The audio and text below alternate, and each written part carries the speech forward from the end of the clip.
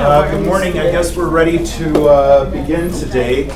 I must apologize to the people in Laredo because you're not going to be able to partake of Mireya's donuts. Those of you who are here, Mireya, thank you very much for sharing your donuts with us today. That is awfully kind. Today we have a double session. It's a long day, I know, but that's good that you're saying, yay, we're going to do it. Yeah, excellent. I like that.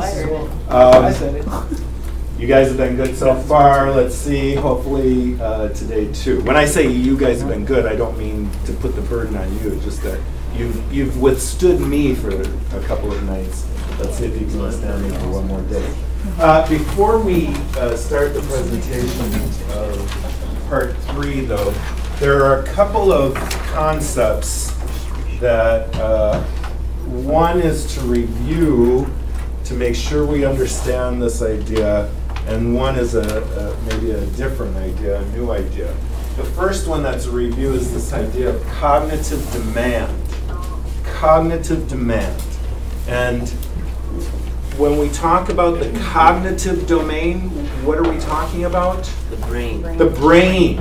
That's right, the brain in our thinking, right? And what is demand?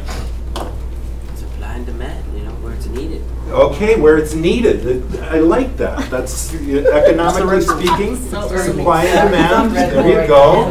The demand is what is forced upon you to produce, right? And our brains are very wonderful things. They're very wonderful things.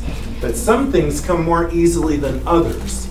And when it's not easy, it forces a demand on our thinking, on our brains, and we have to expend more energy in that area, right? And as I say, it's kind of a review. We talked about this the other night, about learning how to drive, right? When we're first learning how to drive, there's a lot of cognitive demand on us because we have to be thinking about all the different aspects of it. But the more we do it, the less demand there is on our brains, right? While there is cognitive demand on our brain, it doesn't leave us a lot of ability to do other things. Now, I know we're multitaskers and we can do that, but there's a lot of research now showing that multitasking is kind of a myth, that we really have to focus in on one thing or maybe a couple of things at a time, and other things get put off to the side. Does that make sense? If there's a lot of demand in one area, we're not able to concentrate on other areas, right? So today when we are talking about fluency, let's think of the cognitive demand that it takes on someone to figure out what a word is, okay? The other thing that I want to talk about really goes along with letter recognition, and therefore the letter recognition with the sounds that those letters make. There's this idea of object constancy. Object constancy. And maybe as the term implies, that there are objects that are constant, right? So these glasses, look at it from this angle. What are they? What are these? Glasses. Very good. Now pay attention. Now what are they? Glasses, that's right. Yeah? Now what are they? Glasses. I could do the same thing with a lot of objects in this room. No matter the angle you look at it, it's the same thing. They're glasses, right? I could do it with my watch. But with letters, it can be very difficult. It can be a little more difficult. So what is this? Very good. Both of them are correct. P and P. That's right. Okay? Yeah, very good. Yeah. What's the demand on that one, I wonder? Okay. So, yeah, but now, what's that? What is it? Duh. Right. Okay. Now, what is this? It's the exact same lines, but depending on the position of it, it's not so constant, right? So therefore, I just want to bring that out, that this can cause some difficulties with our students, right? We have to be aware of that. And I mean, we won't go into dyslexia or things like that, but this can be a difficult concept because These objects are not so constant. Yes? When I used to teach pre-K, I remember my kids had a really hard time with the B and the D. So how would you like, I mean, you can't really defer who's dyslexic or not. So how would you explain that? How would you tell them this is the B and this is the D? Yeah. Like how would you do that? Yeah, it's tough. And again, I'm not going to get into dyslexia because that's a different animal altogether. But even kids without dyslexia have that difficulty, right? The B and the D, right? Yeah, D and B. They have difficulty with that. And so it's what we're going to see with fluency, and I know fluency is a different thing too, but repeated practice. A lot of visuals, you know? And what we said, part of our good instructional techniques, explicit instruction. And so I've seen it where don't expect mastery right away, but you talk with the kids, okay? We're going to be working with a ball and a bat and what are some other words that begin with V? Boat. Baby, boat, all those things. And remember, it's a stick down and the circle on the right side. So if you're right-handed, it's on that side. The stick down and the circle, and that is for ball, that is for bat, that is for, and there's nothing wrong with repeated practice if they're having difficulty with that. And then the same thing. Now, we looked at the letter B, and that's the B sound, and we know ball, bat, baseball, all these things with B, B, B, B, B, B. Now, let's look at D, and this is tough, kids. It can be tough. It can be difficult because it's the exact same parts of the figure. But with the D, you put the stick down, and then the circle goes on the other side. I mean, again, that's a very quick explanation of maybe how you can address it, but it takes repeated practice. It's not drill and kill, it's explicit, and then you do have the kids practice that. Is that making sense? Yes. And so, again, thank you very much. I don't want to get into dyslexia and learning disabilities right now because a couple of reasons. It's a legal thing and it's not my real area of expertise, but this is a difficulty with kids who are normal. You know, this can be very tough. You're right. And then the letter P, you know, all these things. And it is this idea of object constancy, where especially as little children, we expect, you know, well, a dog is a dog, whether he's walking to me or walking away from me or walking in front of me, that's a dog, no matter the position. But with these letters, our Romantic alphabet, not the case, right? Does that answer your question somewhat? Okay, good. And again, we can get into other, you know, strategies to use, but yeah, it's a lot of explicit instruction with repeated practice, which is what it's going to be for fluency today too. Yeah. Any other questions or comments? So do we have this idea of object constancy? I mean, do we have somewhat of an idea of what that means and how it can be difficult for many children? Okay. And as we get into fluency today, are there any questions about cognitive demand? No? We're cool with these terms? Okay, well let's look as a review. How many essential components of reading are there? 5. There are 5, that's right. What's the first one? Phonemic awareness, good. Second one? Phonics. Now we have mastered phonemic awareness and phonics, right? Well, I don't know if we've mastered it, but we have a pretty good idea of what they are. Phonemic awareness deals with what? Sounds. Sounds, that's right. And we can do it with our eyes closed, that's right, very good. Now phonics is a different thing, right? Phonics, well, it has that PHON in it, so it does have something to do with what? Sound, that's right, but in relationship to what? Letters. The written letters, that's exactly right. And the sounds that those written letters represent, we can blend them together to make meaning. We blend those sounds together to make meaning. And what kids are expected to do in order to demonstrate these things is to blend them together to make meaning and to segment them, take them apart in order to hear those specific sounds, right? Yeah? Well, what we're going to be looking at today is fluency. Fluency. When we hear that term fluency, what do we think? Or what do you think? How fluent they are in reading, like how well they read. Okay. In what sense? You're right. And I'm going to ask you, because your answer was correct, but let's try to say it without using the word fluent. Do they make mistakes? What does big mean? Well, it means it's really big. Understanding what they read. Comprehension. Well, No, it's how fast they read. comprehension has, How many words? comprehension, let me just go back here. Yeah, see, that's, number 3 is fluency here, and then 5 is comprehension. So we're dissecting that out a little bit. So it leads to comprehension, I'll say that. It certainly leads to comprehension, and we want fluency, but what is actual fluency? If somebody says, oh, he's fluent in French, How well. how well? He reads. The Pace pace and pronunciation.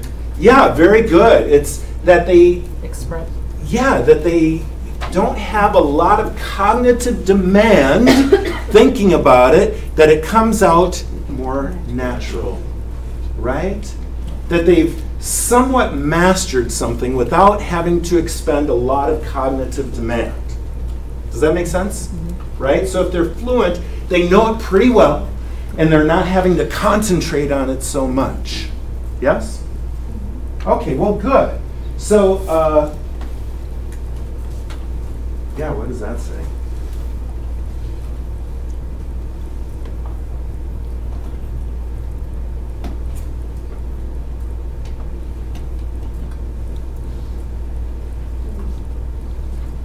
What does that say?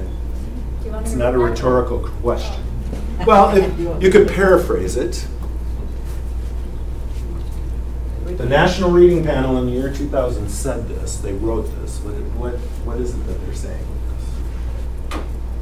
Reading out loud to the students. Reading out loud to the students is a very good practice. Yes. What else?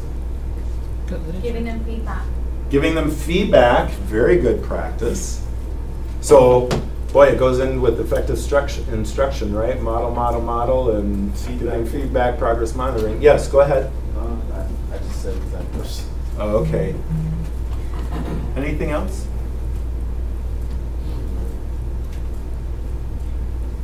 I think what you're saying here, repeated oral reading that we read to the students, but they're talking about the students as well. Repeated oral reading. So what would that mean in the classroom? Have them read the story to themselves. Read it back. Sometimes they use those little whisper phones. Sure. They can hear themselves talk. So, I mean, read a story and put the book away? Oh, No. no. They get tested after. Possibly get tested, but Well, Once a week I test my students on fluency. okay. So they have a minute to read, like a dry read. Like they haven't seen the story, so it's fresh for them. So that under that minute, I see if like they accelerated read reader. correctly, how many words they miss, and if they understand it. Okay, yeah. Whatever they miss, I go back with them and I sit with them and Oh, explain to them, I'm glad you what did is this that. word that you missed? And then if they still don't know, I say it to them, and then that's when they're like, oh, okay. Because I even had some that were, because I do 3rd grade, so they were like, some Miss Classic, but they didn't know how to pronounce it. So when I said it, they're like, oh yeah, that's from C. There you go. Yes, you're right, and definitely we're going to be seeing that. I guess what this is saying is that sometimes we think, well, I already read that story once, okay, well, I'm not going to read it again. No, repeated oral reading. Have students read the same thing more than once. There's absolutely nothing wrong with that. Encourage repeated oral reading. It doesn't just say oral reading after oral reading. Repeated means that you're reading the same thing. Okay? And I do want you to understand that it's not just about reading something and then putting it away. Especially with students who are learning to read, and now that we're discussing fluency, repeating the same story over and over is not a bad thing. Now you want to keep it fresh, and we'll talk about that too. But what the National Reading Panel says, is there's nothing wrong with having kids read the same thing over and over. Okay? And you do want to know that because that is one way to help students achieve fluency. A major way of helping students achieve fluency. Is it because they memorize also the words Well, to where they are fluent in already, once they see it, they already know, they already said it before? I like the way you said that, Anna. And so, yes, you could say memorize. Sometimes people would think, well, memorize means they don't really know it. But it's the multiple exposures so that there's less cognitive domain or demand on them to try to be sounding it out. So memorize in that sense, yeah. Memorize in the sense of just knowing it without understanding it, no. Am I clarifying that all right? Does that make sense? It's the more exposures to something we have, the less cognitive demand there is on our brain to try to figure it out. Yeah? Okay. So let's look at some of the tools that we are going to be using for this. Because really, we saw that one graph yesterday that fluency is that link between phonics and comprehension. Really. Fluency is that link. So students are expected to read grade level text with fluency and comprehension. Makes sense, right? So what is fluency? Rate, accuracy, expression, appropriate phrasing. And we'll see that as we go along. Automaticity, do you remember that term? We talked about that yesterday as well. This is where it becomes automatic. It becomes automatic. So not every time you come across the word cat that you have to say at, cat. No. After a certain amount of time, they should just be able to see that word and say cat. Right? It becomes automatic, where they're not having to think about it so much. They can put their cognitive efforts more towards understanding rather than just sounding out. Right? And prosody is a major aspect of this. And what is your name, sir? John. John. John, hopefully when you're assessing your students on fluency, you're listening for prosody as well, right? It's the expression where they stop at the end of sentences, where if there's an exclamation point there, they'll say, wow. They'll use expression as they do it. It's not just reading the word, it's with that expression. Yeah, I usually, when I see them just read the words all together, I usually make them stop and reread it. And I explain to them to slow down and just read it normally. And to show like a pause if there's a comma, and then show an exclamation, and when there's an exclamation. Right. Very good. And again, these are things that we teach, and then when we assess, we're hoping that those teachings have stuck, right? And that's, you know what helps with that is that every time they read a book, they read with a lot more excitement. Right. Because they understand it. Right. Yeah. Very good. You know what? I'm just going to quickly go back, and you might know the answer to this, but it says here that students are expected to read grade level text with fluency, comprehension. Any idea, any number on that? What do you think percentage-wise the expectation is that they're expected to read grade level text with fluency and comprehension? Any percent, what percent of accuracy do you think we're looking at? I'd say 85. 85? 90. 75? 90. 90? 65? Is that 65. considering, English language learners? Is that considering everybody? Well, this is about reading in, let's just say, native language, or the language of instruction. Okay, the language of instruction. So, again, we're focusing in on English during this time, but we had mentioned before that this is true of all, especially Romantic languages, what we're talking about. And so we're going to make an assumption that if a child comes to our schools and he's in kinder, first grade, and his primary language is Spanish, that we're teaching this in Spanish. So that what would be our expectation for this in Spanish or in English? Here it is. You can write this down. 95 to 99% is our expectation. 95 to 99% accuracy is our expectation. Yes? Sure, but that has no direct relation with speed because, right, speed wouldn't like stress the kid to make more mistakes. We don't test for speed, right? We have an excellent question over here that really needs to be addressed, and we will address this throughout this session this morning, but can you repeat that question one more time so everybody can hear it? That doesn't include the rate of speed. I mean, it says rate up there, but you know, if they're being pressured for speed, they're going to be inaccurate. The answer to that is yes, it does include the rate of speed. It does, and that's what we want. And again, a lot is going to depend on you as the teacher. And I'll probably repeat this when we get to it, but if you just say, okay, now you're going to be timed on this and you want to get 100% and, you know, ready, go! If you do something like that, you know, that is going to probably affect, you know, how many words and the way they're doing it and so on and so forth. But what we'll see is that what we want to do is, okay, do the best you can. Our expectation is this. We've been practicing, you know, and if we do well, bravo. And if we don't, then I'll know where we need to work. Does that make sense? Yes, but yeah, it is part of it. And it will be up to you as teachers to put the children at ease.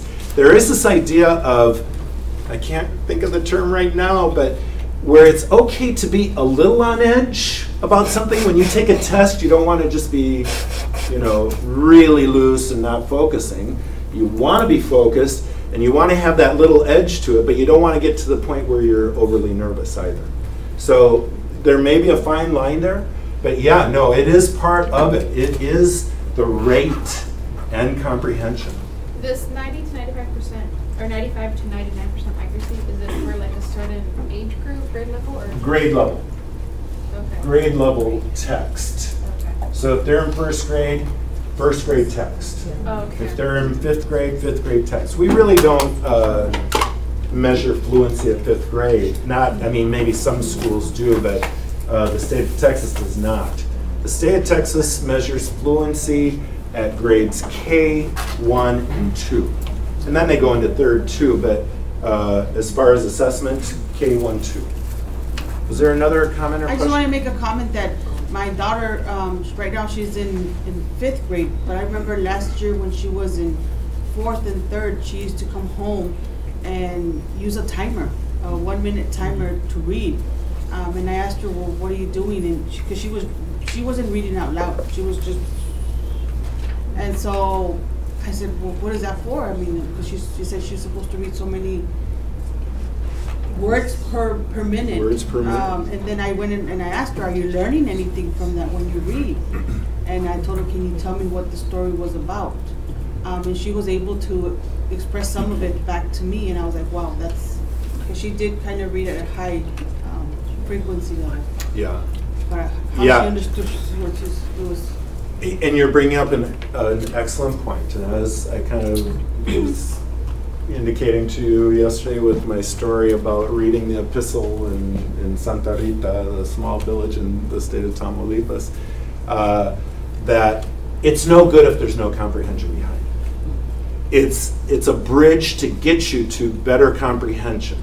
If we don't have to focus in on decoding words, we can focus in on what they mean, right? So yes, it may be debatable about the value of the velocity of their reading. That may be somewhat, but there is no debate that the less cognitive demand, the quicker that we can recognize, the more automaticity we have in the recognition of words, that we're going to be able to concentrate more on comprehension. Right, she read the story the whole week. Every day she would go the same story over and over. The repeated It readings. wasn't a story every day. There you go. So am I answering your question? You may not like it. Yeah, because I just wasn't sure if the speed was part of fluency or if it was a different component of the. No, it is. It is. And I will say, generally speaking, I don't think that they're really putting too much pressure on the kids. And when you start doing it, and John has probably seen this, some kids, they read with fluency and it's just wonderful, and those kids who are really struggling, the cat sat, I mean, and that's not a stuttering problem, that's because they're decoding. If they're struggling with that, that's way too slow. And we'll look at measures that the state has in place. But I again, you know, this is my personal opinion. I don't think the state of Texas is way out of line regarding their expectations about how many words per minute with accuracy they should be reading. How does the state address students with stuttering disabilities in the fluency cases? Yeah, that's a very good question, and I really wouldn't want to answer that because that's not my area. I would love to get our special education director, and I know that's not a special education situation necessarily, but again, I don't really want to say. We have to look at individual students, and we have to, perhaps with those students, what I've seen is that we try to get them to read silently and get more into the comprehension. So we would perhaps, right, they would go to speech therapy for the stuttering issue. But for reading purposes, what we can do is give them a paragraph. We say that they should be reading 40 words per minute. It has 80 words. We'll say we'll give you 2 minutes, and then we ask them questions about their comprehension. Does that make sense?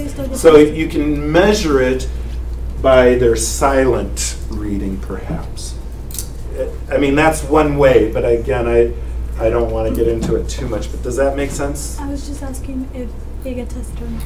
Oh, yes. Yeah, all kids must. But again, if it falls into a special education issue, then each child gets an individual education plan, and then they can modify what the expectations are. So if they say oral reading modification, they're expected 40 words per minute. With these particular children, if they can read 10 words per minute due to their stuttering, then, or due to the disability, then that is our expectation. Am I answering your question with that? Okay. Yeah? Okay. So we talked about automaticity, and again, let's keep all of this in perspective, that it's not about just quickly reading it. That is certainly an aspect, but it is also with prosody and comprehension. What is the expectation that they read at what? 95 to 99% accuracy regarding speed, and we'll look at words per minute expectations for each grade level, and comprehension, right? And prosody. Okay.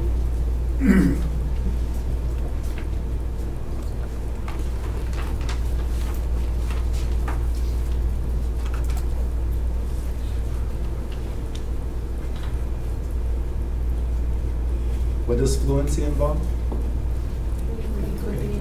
Reading quickly and accurately. Good. Yeah, very good. Again, here's that term. We may not like it right now. You'll like it by the end, I think. You'll think, yeah, I want my child to read, not fast, but appropriately, at an appropriate pace. Yeah, so it involves that, reading quickly and accurately. What else does it involve? With expression. Absolutely. Absolutely. Okay. So, phonological, what's that have to do with? The sounds, right? Orthographic? The writing, very good. Morphological, what's morphological? The meaning of units of words, very good, okay? So we're looking at phonological with the sounds of the letters, letter patterns with orthographic, and words with morphological, right?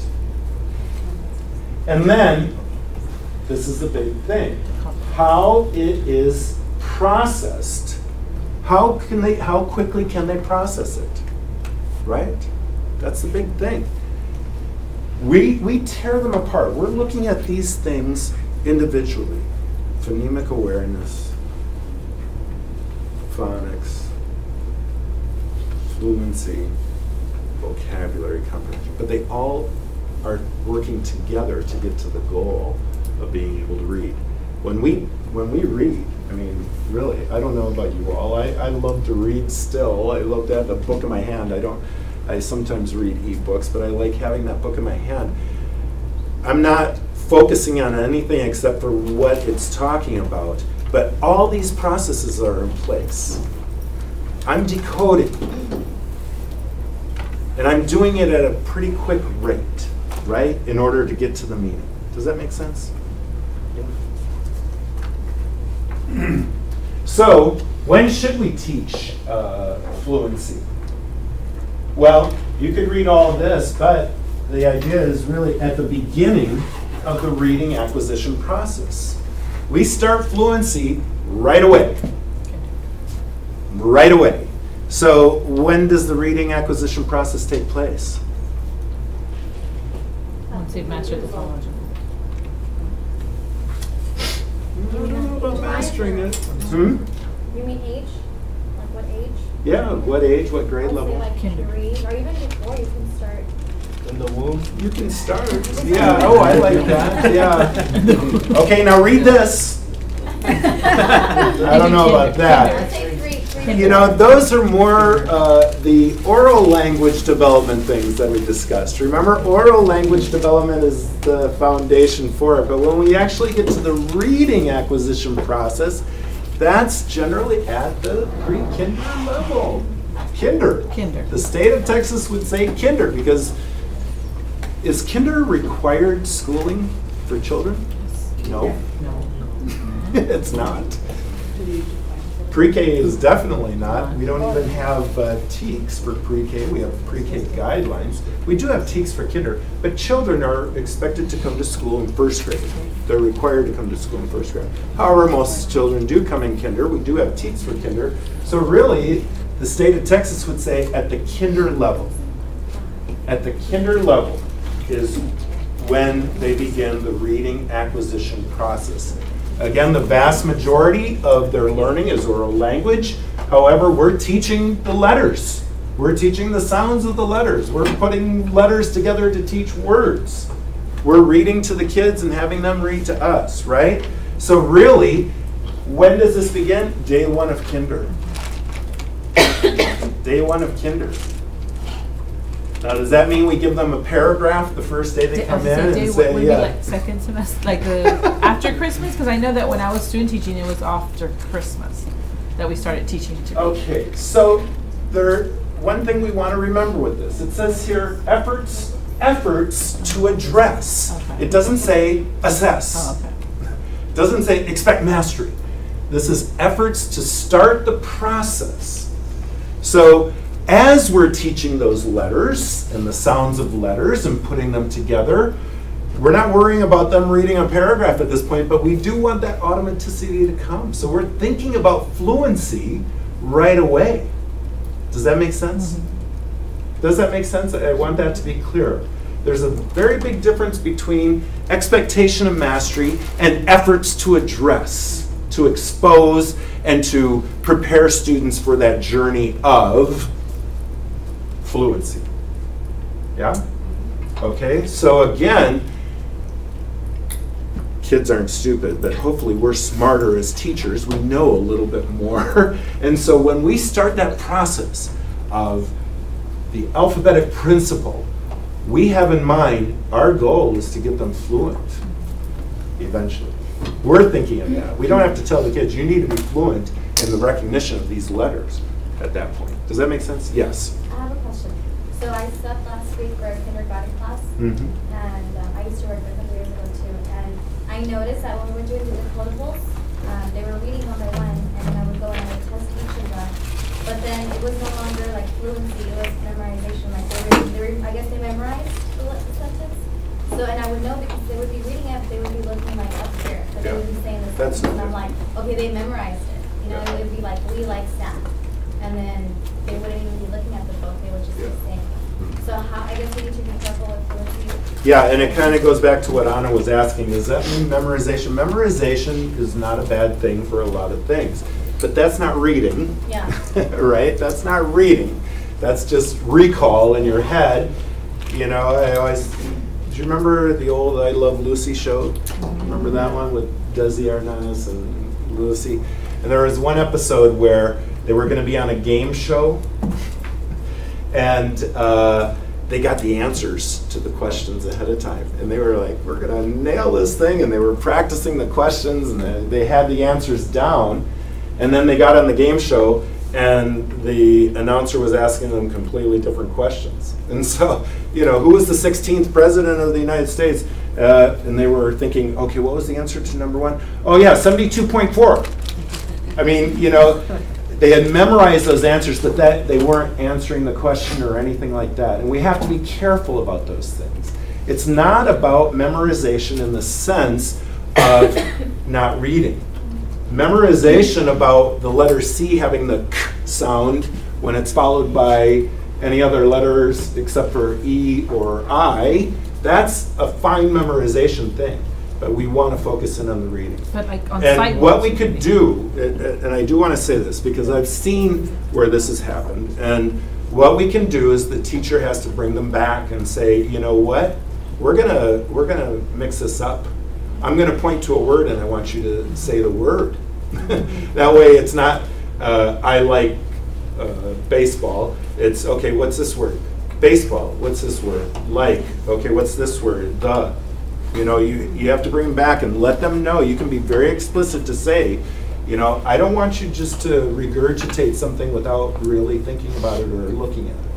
would it be something like sight words, like trying to? Because I'm thinking more they would learn the sight, like memorize or learn the sight words until once they see it on text, it's like they know exactly what the sight words. Yeah, certainly. Because that's the way it would Certainly. with kinder. Yeah, again, I don't want to diss the idea of memorization. Memorization is good, but only in as far as it helps us to read, right? It's not memorization where we're not reading. And this has happened with a lot of special education kids who are very adept, and we have a lot of adults who are not literate, and they were very good at memorizing things and to try to fool the teachers that they had. And the end result is not positive, right? So there's nothing wrong with memorization, but only as far as how it helps them to read, not just to memorize for the sake of answering a question. Yeah? But again, I just want to make sure that we're clear on this idea of efforts to begin addressing, not expecting mastery. Yeah? Okay. So we know the ultimate goal is comprehension. So we're always keeping that in mind, that when we do phonemic awareness activities, when we do phonics activities, when we do fluency activities, yes, we want them to master those elements, but the end goal is always to get to comprehension. Always to get to comprehension. Oops. Okay. So this is what I want you to do. I hope you didn't really... Yeah, well, we'll see this. Okay. We'll look at this. Okay. Here are some multiple causes of comprehension difficulty. When we look at kids in 5th grade, 4th grade, 3rd grade, and higher, we see these are the problems that they're having with comprehension. According to Mikulski and Chard, these are the major causes of comprehension difficulties. With your partner, just talk about these for a moment to figure out what they mean. Okay? Just talk with your partners. You can read it, lack of sufficient background knowledge. What does that mean? Well, let's do it as a group. What does that mean, lack of sufficient background knowledge? They're not familiar with certain concepts. They have no connection to it. Very good. So that's what I would like for you to do. Maybe read the bullet and then discuss what each one means. Go ahead. We'll take about a minute, maybe 90 seconds to do that.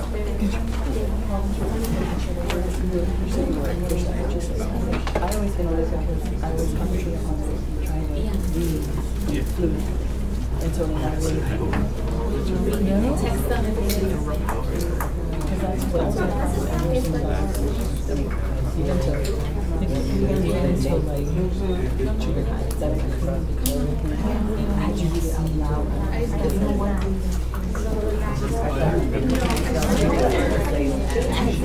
And I didn't even was because it was Yeah, I remember you used that next to the reader program. right. That wasn't around when I was. But I know what you're talking about. When I was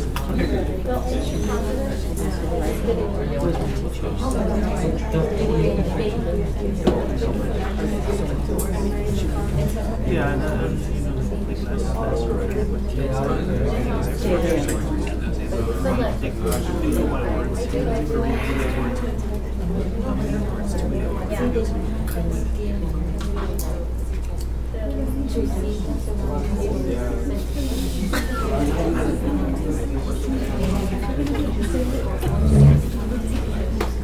you know you got to say too, because I saw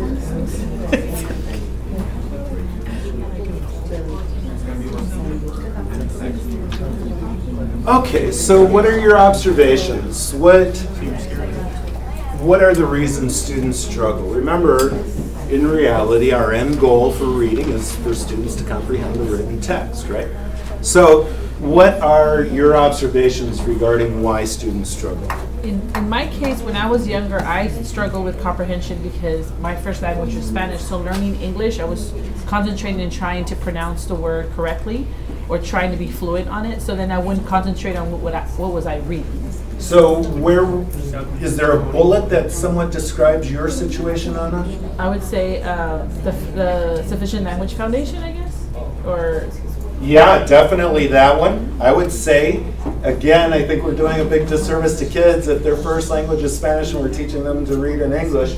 But then what you were saying too is you didn't have the decoding skills in English to do that. So yeah, okay, excellent. What else? What are your observations?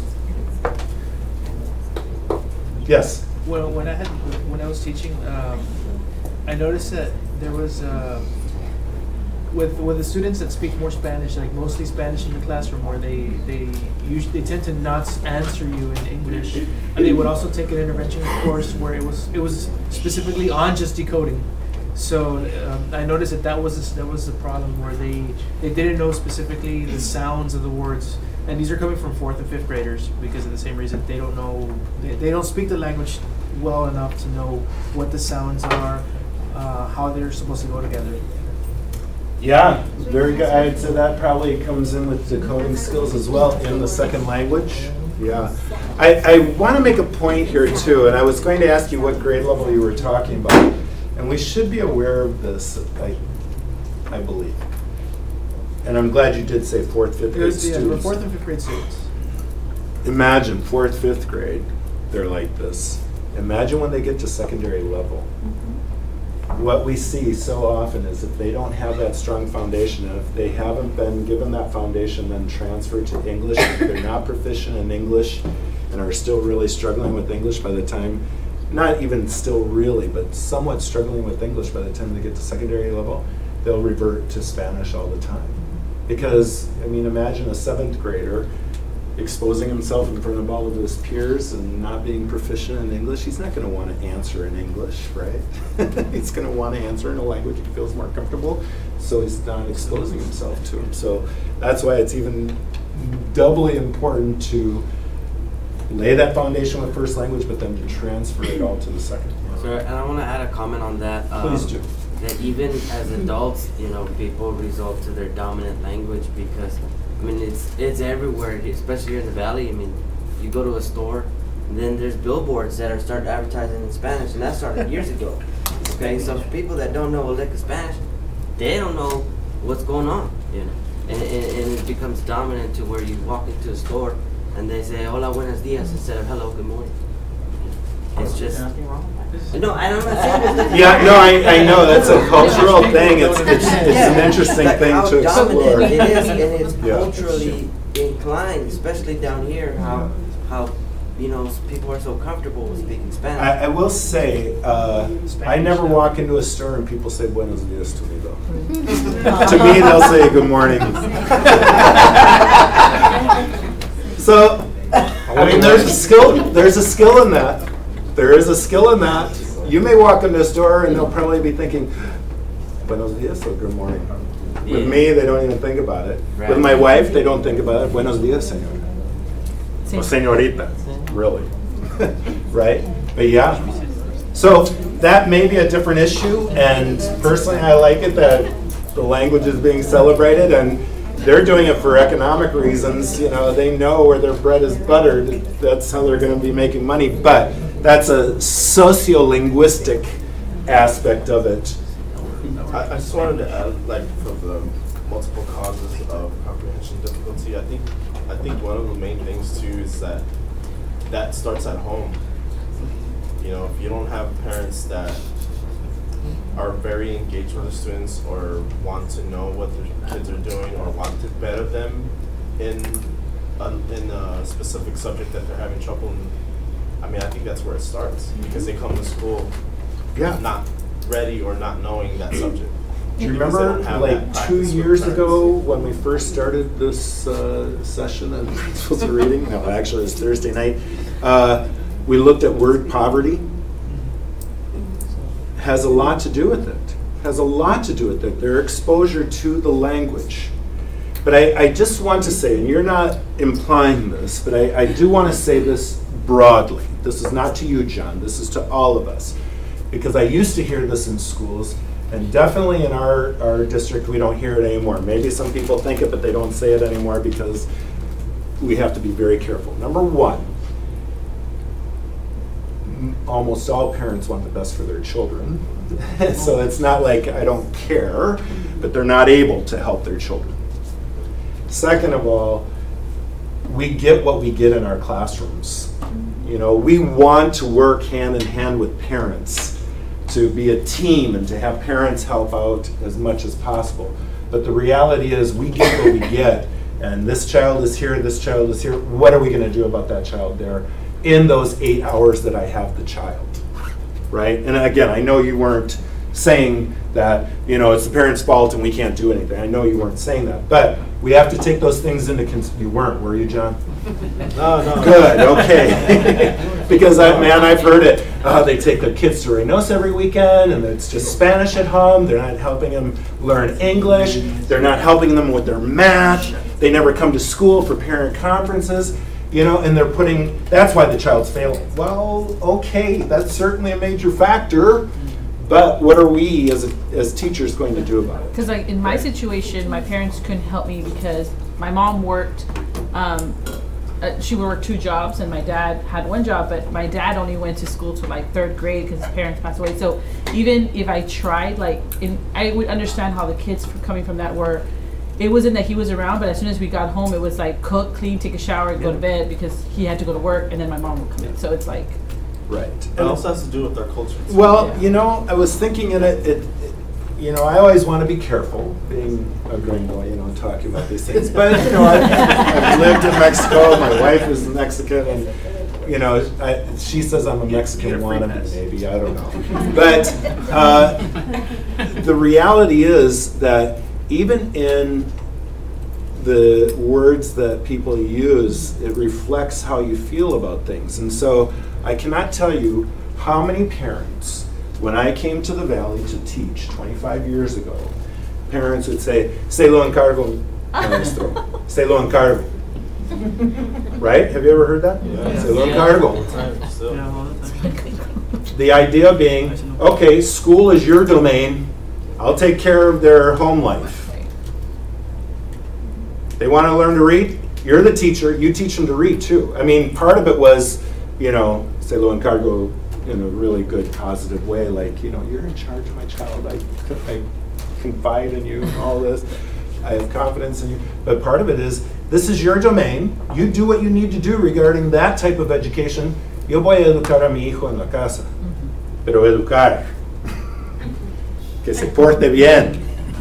Right? I used to, my daughter was in elementary, and there's this child that he wanted to learn to go teach his mom. So at first I think the teacher, I heard her make a comment that, you know, it's not your responsibility, mijo, to teach your mom, whatever. And then I kind of felt that the teacher had done wrong in that sense, because I knew somewhat the mom, and we wait outside, right, and mom's chit chat, and that was her motivation for her son. Yeah. You know, and I wanted to tell the teacher, like, you know, get to know mom first. Get to know and be careful how you say because she was things, using you him know. because she wanted him to learn. Yeah. So lo que tú aprendas, tú ven, enséñamelo a mí. Yeah. And the child will actually, to me, that's awesome. Yeah. You know. Yeah, That's a well, good way. I think I tell my daughter, again, show you me know, what you we learned. have to look at the cultural aspect. This is certainly sociolinguistic and sociocultural and cultural linguistic all at the same time. And again, I don't want to deviate too far from fluency, but these are major aspects that we do have to be very careful of. In the United States, there is this idea that you're your own individual, right? In the Anglo culture, you do what you want me, my son, you know? And then in more of the Latino culture is, haz lo que te digo, hijo, right? And we have to be very careful to respect the relationship between the child and parent, regardless of our culture, what they have. Now, if we see abuse going on, that's different. But I will say, you know, moving from that too, is that this is a common occurrence in this area about children becoming the caregivers to their parents regarding language, you know? We have so many parents who do not speak English, and the children are learning English, and so when they go to the Social Security office to do it, who are they going to take as their translator? Their child who's in 4th grade. You know, and we have to respect that. We have to try to help rather than say, you're not in charge of your parents. They're the ones taking care of you. No, we have to be very, very careful about those things. Very, very careful. You know, and it's difficult for a lot of these kids, but that doesn't mean we're going to diss them and their relationship with their families, right? Okay, so these are very important things, and boy, maybe we can have another session sometime about sociocultural, linguistic aspects of language and what those things really mean for us here in the Valley and how to deal with them, because they are important issues, very important issues. So fluency is important though, okay? Fluency is important, and again, just so we're clear, we're conducting this session in English. We're looking at the English language, but this is true for all languages. So if we're teaching Spanish language arts, this is true for Spanish language arts as well, okay? So I know we have a lot of second language learners. That is maybe a different discussion, and we could get into how we deal with those kids in an all English classroom. However, you know, we're trying to think of placing the kids appropriately with the appropriate language and instruction, okay? And I think this is the key here. If you have these notes, or if you're writing these notes, this one right here is the key. And the effect, this one really kind of encompasses, I would say, the rest. Fluent readers focus their attention on comprehension. That's going to be their focus. If they're so concerned, if that cognitive demand is all on word recognition and it's all on decoding, then they're not going to be able to focus on what it says, right? So this is the idea. Fluent readers focus their attention on understanding what the text is. Okay, and again, if you want to write this down, I think it's important, but generally have the big idea, the vicious cycle of a lack of fluency. The vicious cycle of the lack of fluency is that we have labored reading. It's brutal, man. I don't know if you've seen it, John, with those kids who are really struggling. It's brutal to hear a child trying to just sound out words when the expectation is they're reading a paragraph, right? We talked about the round robin reading. ugh, it's brutal on everybody when a child is really struggling. But for the sake of the child, labored reading, what's going to happen when they're just struggling trying to pronounce? And they're like, duh, why am I going through this, man? Lack of motivation. In a sense, I kind of don't like an aspect of how the teacher, because I do it for the third grade teachers, and like they want me to do like a chart, right? So I have a specific child, and on that day, I add up the numbers that each read minus the missing whatever, and they're color coordinated. They wanted me to color coordinate like a chart, Right, like to a flow group the chart for the students whole year, right? appropriately, yeah. But I think it's just kind of devastating when the child who's at a low fluency sees the other charts that are way higher than his, you know what I mean? What I would like to say is that if you remember, we talked about test versus assessment, right? If we're testing kids in fluency and not doing a damn thing about it, we're doing a major disservice to those children, to that child. The purpose of assessing, and I'm sorry, please excuse me for saying that few words. If offended you, I am sorry. But really, if we are assessing, assessment drives instruction. Remember, why do we do this? So that we can help those kids who are struggling. If we're not, it's no good.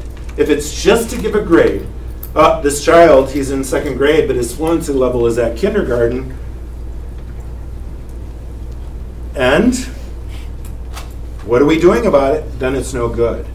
The reason why we color code them and put them into groups is so that we know how to modify or accommodate our instruction to help those struggling kids. We'll do something different. We'll have different interventions for those kids who are struggling compared to those kids who are doing well. And we need to know who they are. So yes, I mean, it can be very demoralizing to see yourself in there, but boy, the teacher has a lot to do with it. Okay, this is where we started, but you know what? We're in the red group right now. I bet you anything by November we can get to that yellow. And if we get to the yellow by November, then man, we'll get to the green by February. It could be very demoralizing. God, you're in the red group again? Jeez. You know? He's one of the dummies. That could be very demoralizing, and it will be for them. They know that they're struggling, you know, but what are we going to do about it? That is the point. So I hope you're going back and telling all these experienced 3rd grade teachers, well, I'm giving you the information, but what are you going to do about it? It's not like I'm not saying like the 3rd grade teachers are the ones that are like calling them out on a certain aspect, right? Good. But I'm just saying like just the process itself of the student knowing, sure, and then seeing the chart as I flip through it or going to start a new one, see the progression of others compared to his. I think that's demoralizing for him. And only one teacher has another. He doesn't do it like that. What he wants me to do, he just writes me.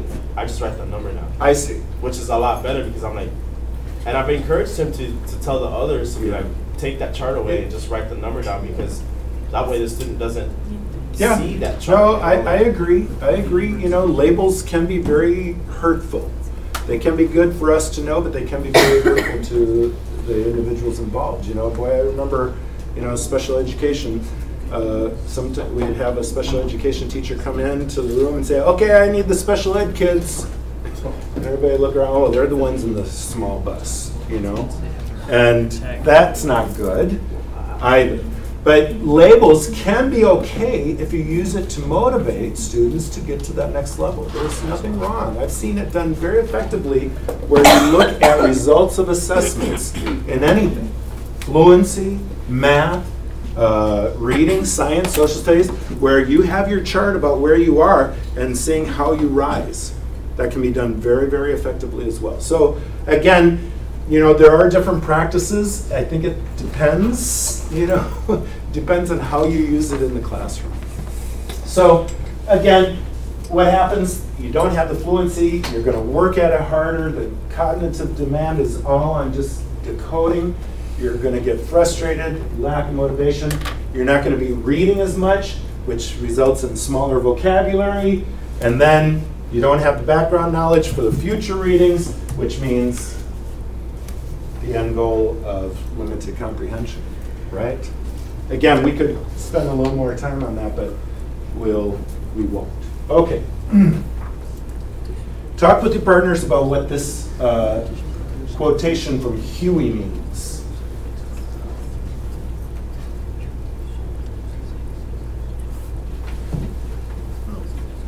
Go ahead, talk with your partners. I know you're reading silently first, but go ahead, talk with your partners. What does this mean?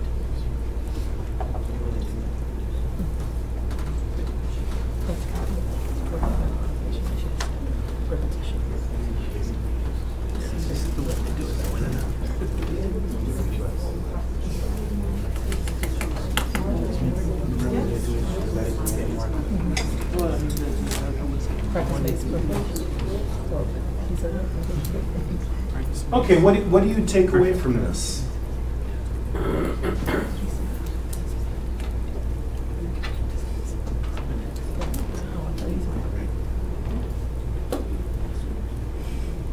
Comes like a reflex. Okay, yeah. Could you, I would agree. Could you use cognitive demand in your responses to what you think this might mean?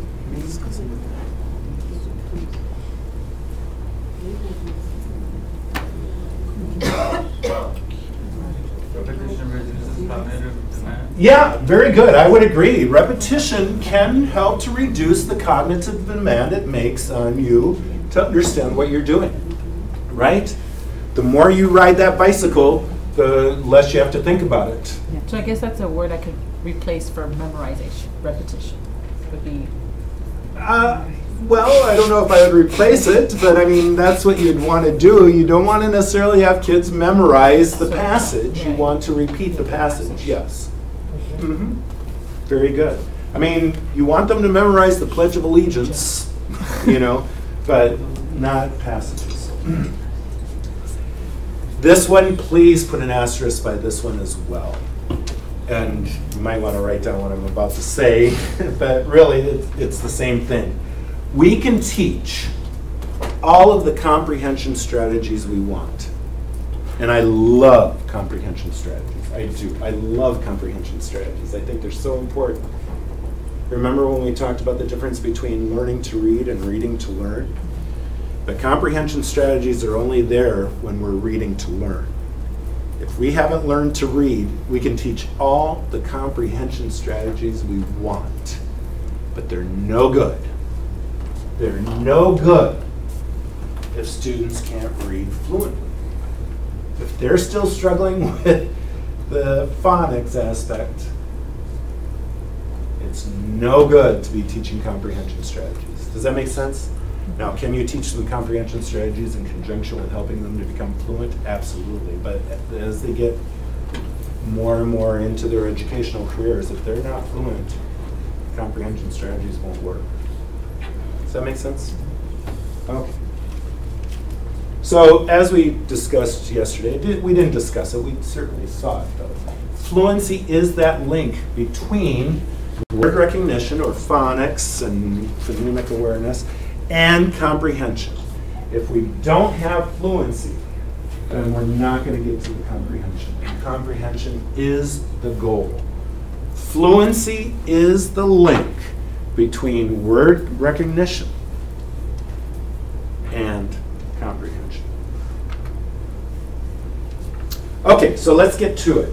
And I know we're coming up on our break here, but I really do want to get into a little bit of this. So if we're a couple of minutes late in our break, I promise you you'll have 10 minutes, okay? I promise. So before we explore how we can help students, let's look at what the expectations are, okay? You listen to students read for 1 minute.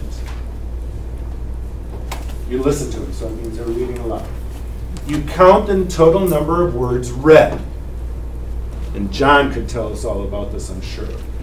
But as you're listening to them read, you mark off the words that they say incorrectly. So you subtract the number of words that they read incorrectly. The difference is WCPM. WCPM. What's WCPM? Words correct. Oh, where's the R? Jeez, yeah. Words correct per minute. Words correct per minute. I did that on purpose. Then you determine how accurate they were. So they have 40, they've read 40 words. They missed 5 words. What's the percentage? About 87%, right? 40 or 2.5 that goes into 100, so 2.5 times 5 is 12.5. 87.5%, right? You figure out a percentage. Don't worry about it. We're not doing math right now, but you determine the percent. You take the total number correct over the total number of words. They read 40 words. They got 35 of them correct, 35 out of 40. It's about 87%. Yes? How do you determine an incorrectly read word? Very good. This is an excellent question. How do you determine an incorrectly read word? Well, you're going to have to listen to what they say, and you're going to maybe have to use some professional judgment. But if the word is object, for example, and they don't say it, they'll say, and he saw the, they don't say it, and then they move on, definitely incorrect, right? If they say that he saw the saucer, well, that doesn't say saucer, it says object, that's incorrect. What if the child says object? Because object is a verb, right? What if they say object rather than object? Correct or incorrect? Maybe a little professional judgment there. You're going to have to say, well, he sounded it out okay. And we're going to see comprehension is a part of it too. So that's where you'd maybe ask a question. But I don't know. If a child was able to sound it out relatively quickly and put it in and say object, I might give them credit. Now, some teachers would say, no, the word is object and it's not object. So it's wrong. Does that make sense? So you would want to find out what your team or what your school expects, what your district expects regarding that.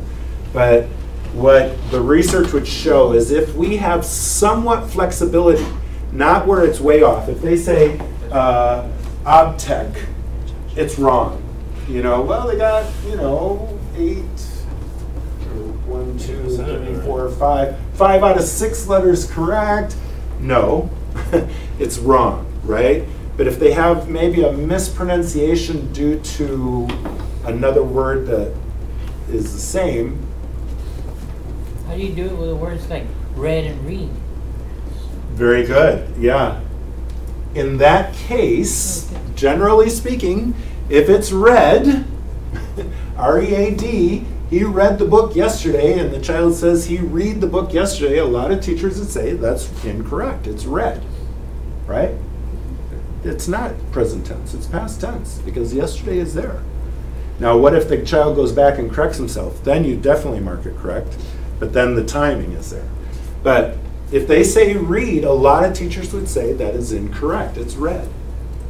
Now again, what some research shows is if you have somewhat flexibility in those types of cases, and you point it out to children afterward, well, I gave you credit for it because you sounded it out very well. However, remember that if it's past tense, it's pronounced read rather than read. That has been shown to help struggling students. But you still have, some people would say no, if it's wrong, it's wrong. I don't know if I'm answering your question. You probably want more of a, on the grade it's level. Wrong. A lot of people would say it's wrong. If it's not right, it's wrong. Right? Wrong. And then you compare with those ORF norms, and we're going to see what the norms are.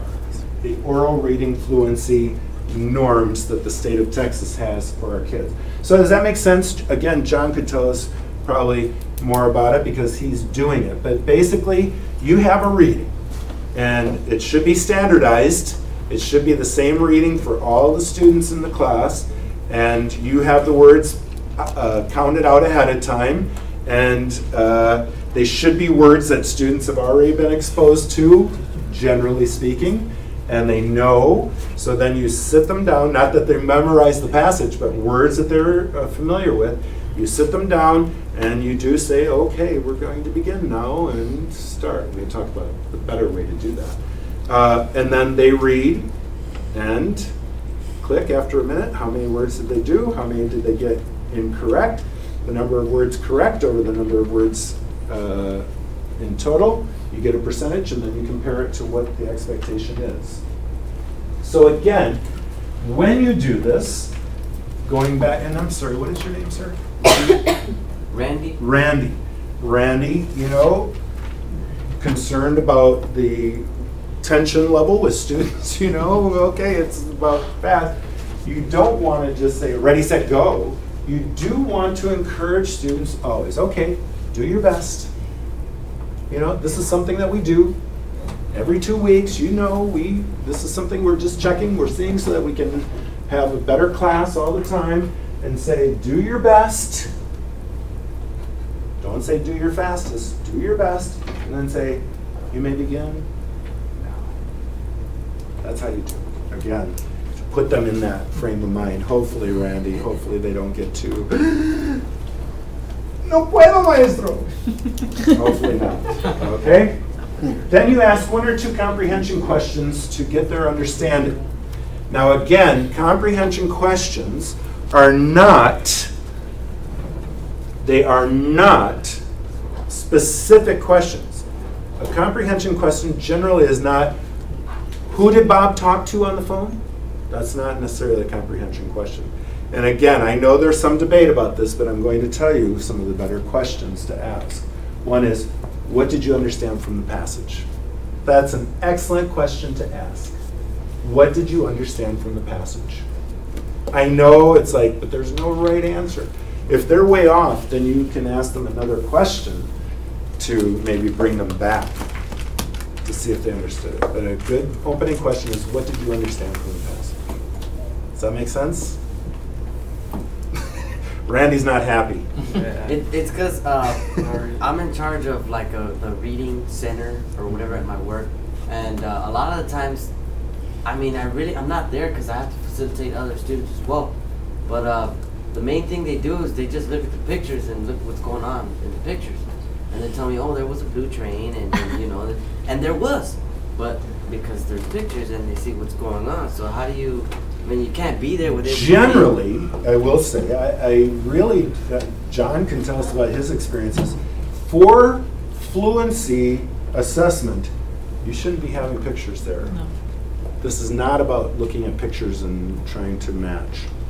This is just words. Now, when we're just reading for other purposes, having pictures, absolutely. And to help students make those connections between words and stuff, great. You know, there are different purposes for having kids read, but when we're talking about fluency assessment, there shouldn't be pictures involved, even at the kinder level, first grade level. Okay? So for other reasons, if there's a reading center and you're working with struggling readers, those visuals can be very helpful. Then you'll want to probe further. Okay, yeah, the picture shows that, right? So tell me this. And you can ask very specific questions then too. At what time of the day did the train arrive? Right. Right? Okay, so again, ask the student to retell the story or to summarize the passage. This really is an excellent way. And the state of Texas, as conservative as the state of Texas is, they say this is very acceptable, and as a matter of fact, it is preferable. Okay, I tell you what, let's take a break, and when we come back, we'll look at prosody, and we'll see how far we get with this after that. Are we doing okay? Is this interesting? Yeah? Okay, cool. Let's take a 10-minute break. Let me look at my phone because in my watch, It's 10:18. 10:18. Okay, I trust you explicitly, but I'm going to verify. 10:18. 10:18. We'll go till 10:28. Okay. Enjoy your break. And Mireya, I think I'll have a donut now. So thank you very much.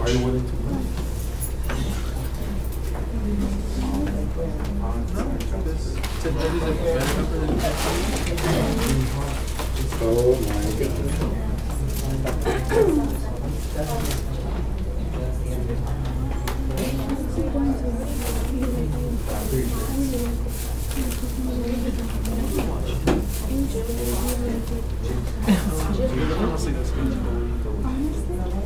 the tree with that palm tunnel.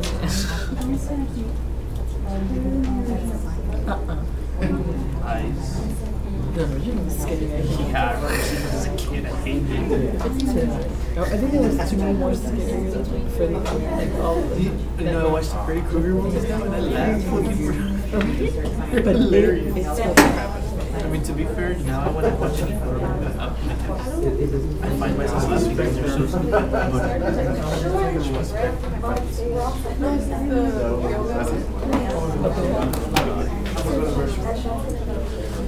I can't get my watch. Namaste.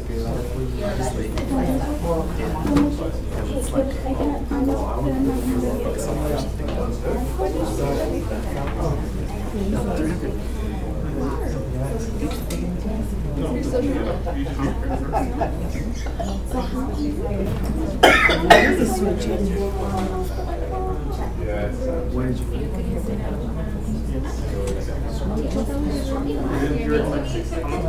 Okay, just look away, we got it. Okay, They probably did.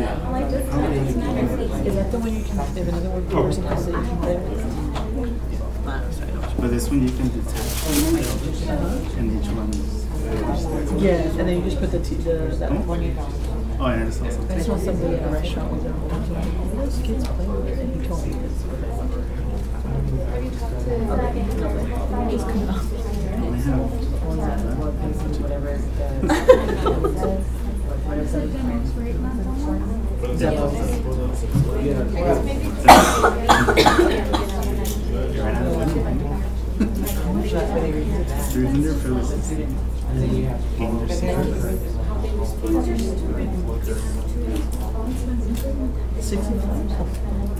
No. Most triple A.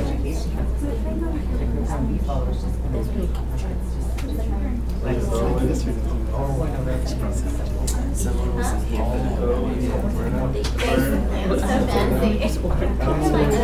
I was contemplating making lunch. To get us through I made lunch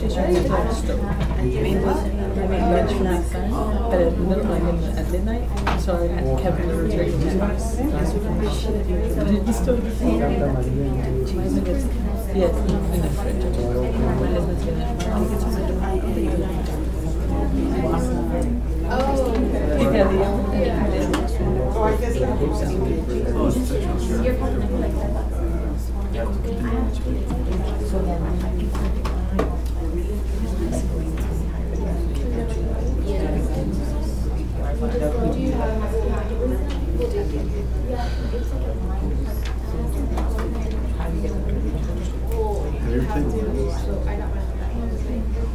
It's a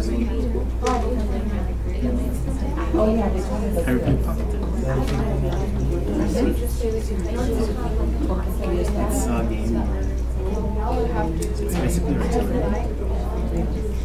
There's a mountain and you're on opposite sides. You try to shoot each other.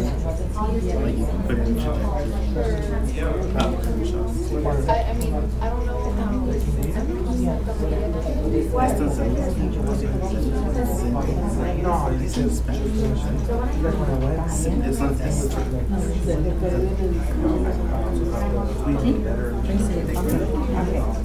think it's so hard. Never did march in circles.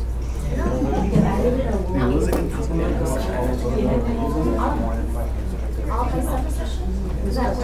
So what are we gonna do? You where?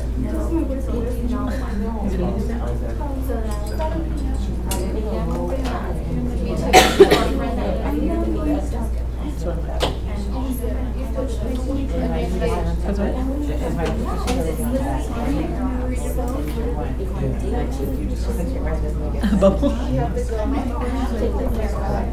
He's 16.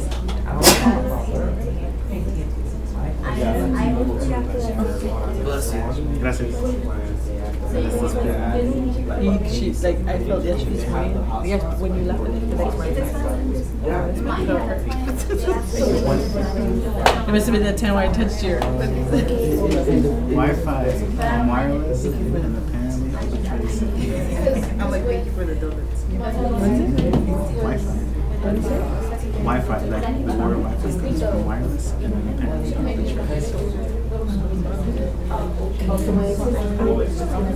It's gonna be whoever, so they want to but because of 7 through 12 and application,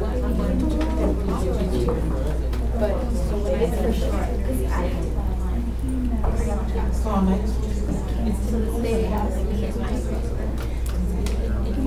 I think what was which library got those? It was only one school. I used to yeah, but they'll ask you like how are you? I used to go to Starbucks before. They'll write down certain things. Okay, so you're on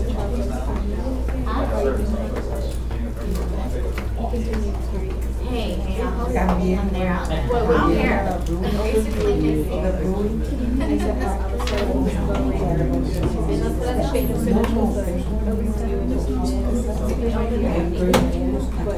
but that was my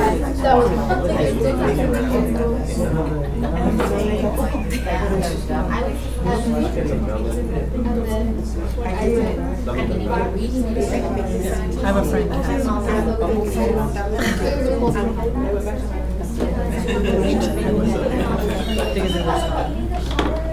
I heard it. I don't know.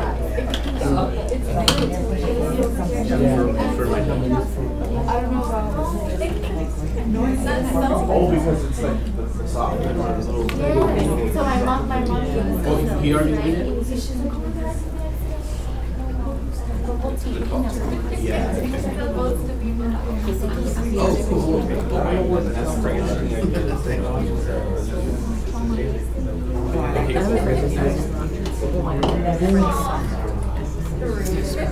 Okay, cool.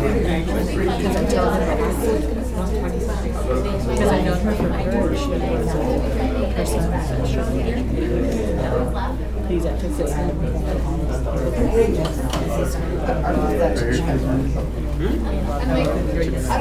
For a business firm. He plays over. He's working now. I haven't seen him, talking to him. So I was Just check it out.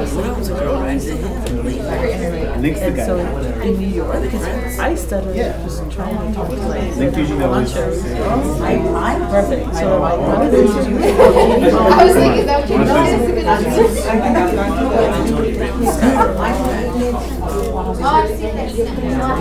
That's a shield.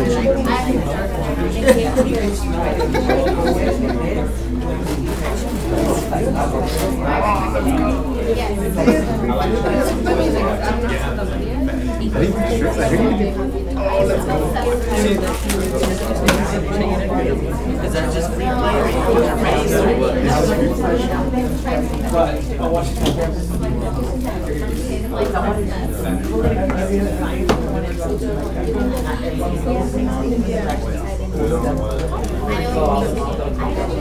Dude, I would go crazy. I heard that that's actually the best.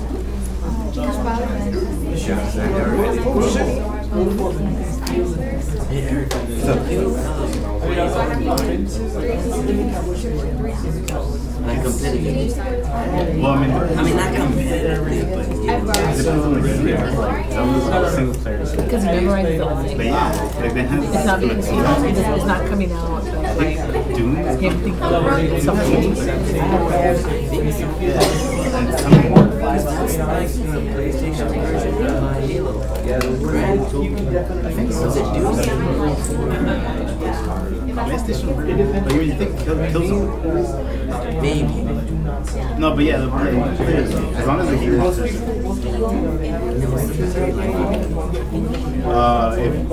so this thing You're studying for what? No, but for but I know, if but you're for playing like this, depending on the game, like this one's more expensive, but if it's the less, I'm just saying because sorry.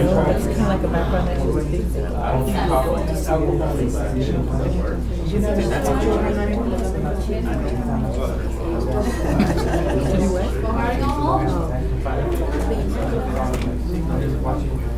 But even one little one, It's sometimes. drive by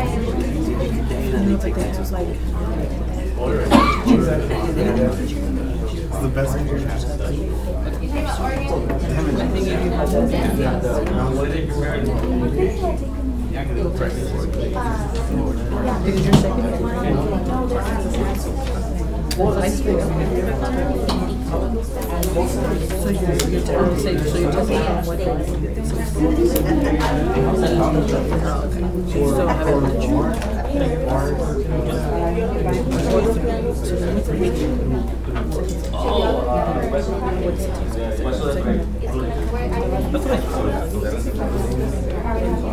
Okay, shall we continue?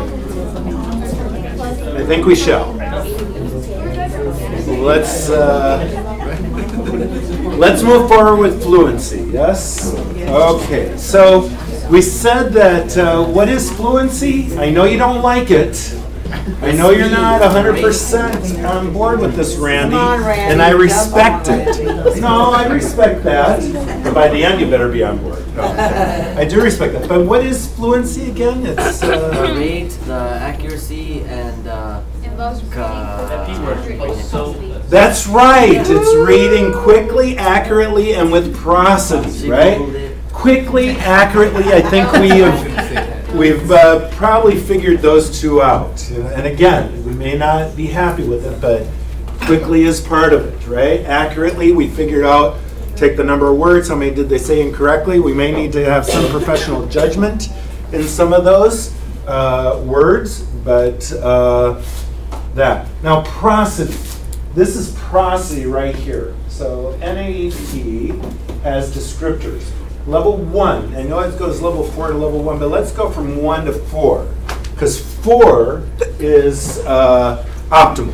1, whereas they primarily read word for word. So print, laminate, and cut out the word, reading word by word, right?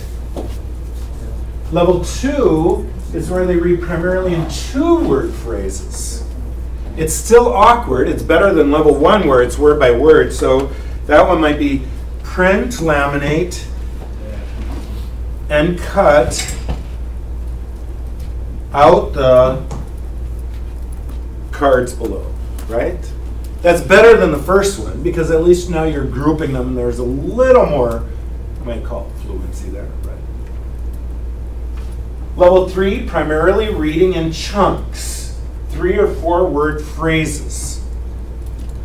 Print, laminate, and cut out the cards below. Again, that's still not quite great, but it's better than levels 1 and 2. Would you agree? Can we see the difference among 1, 2, and 3? Whereas level 4, that's what we want. Reads with expressive interpretation. So I don't know how I can read this with expressive interpretation. But print, laminate, and cut out the cards below. Boom. Right? There's sufficient expression there to have understanding and so forth. So again, this is the measure for us. If they're expecting us to measure prosody, this is how you do it. And we can see there may be some differences of interpretation there among different professionals, right? But this gives us a guideline. If they're reading word by word, that's level 1. Level 4 is where they're reading it with expression. Okay? So, this is what I'd like for you to do. Read this silently to yourselves first, and then I would like partner A to describe or to paraphrase what the most familiar skills related to fluency are, and then your partner, partner B, you talk about the less familiar skills related to fluency. Yes, do you understand what you're going to be doing? Read it silently and then work with a partner to discuss what this says about the most familiar and the least or less familiar skills related to fluency.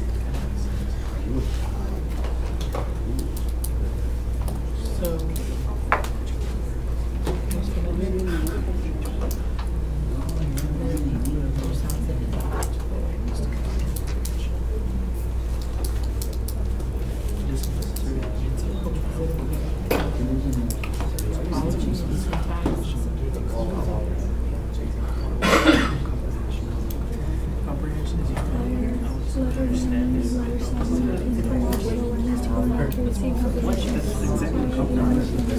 Well, because vocabulary can be words that you don't necessarily know what they mean. For instance, like some words that as children, that's what you want first. So that's something that we emphasize more.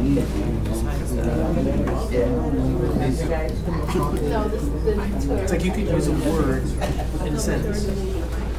You won't actually know what it means. I got it.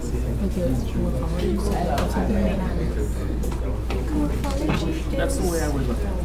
Like, Decoding accuracy is just Like a little while ago, so I so you can use it, you are able to comprehend it. When you use it in a sentence, but you have no idea what it means. Exactly, see? You can pronounce it. You can pronounce it. That doesn't mean you know what it means. Okay, so comments or questions about this? If there's something that even after your discussion you're not really clear about, please ask. We're clear about all this?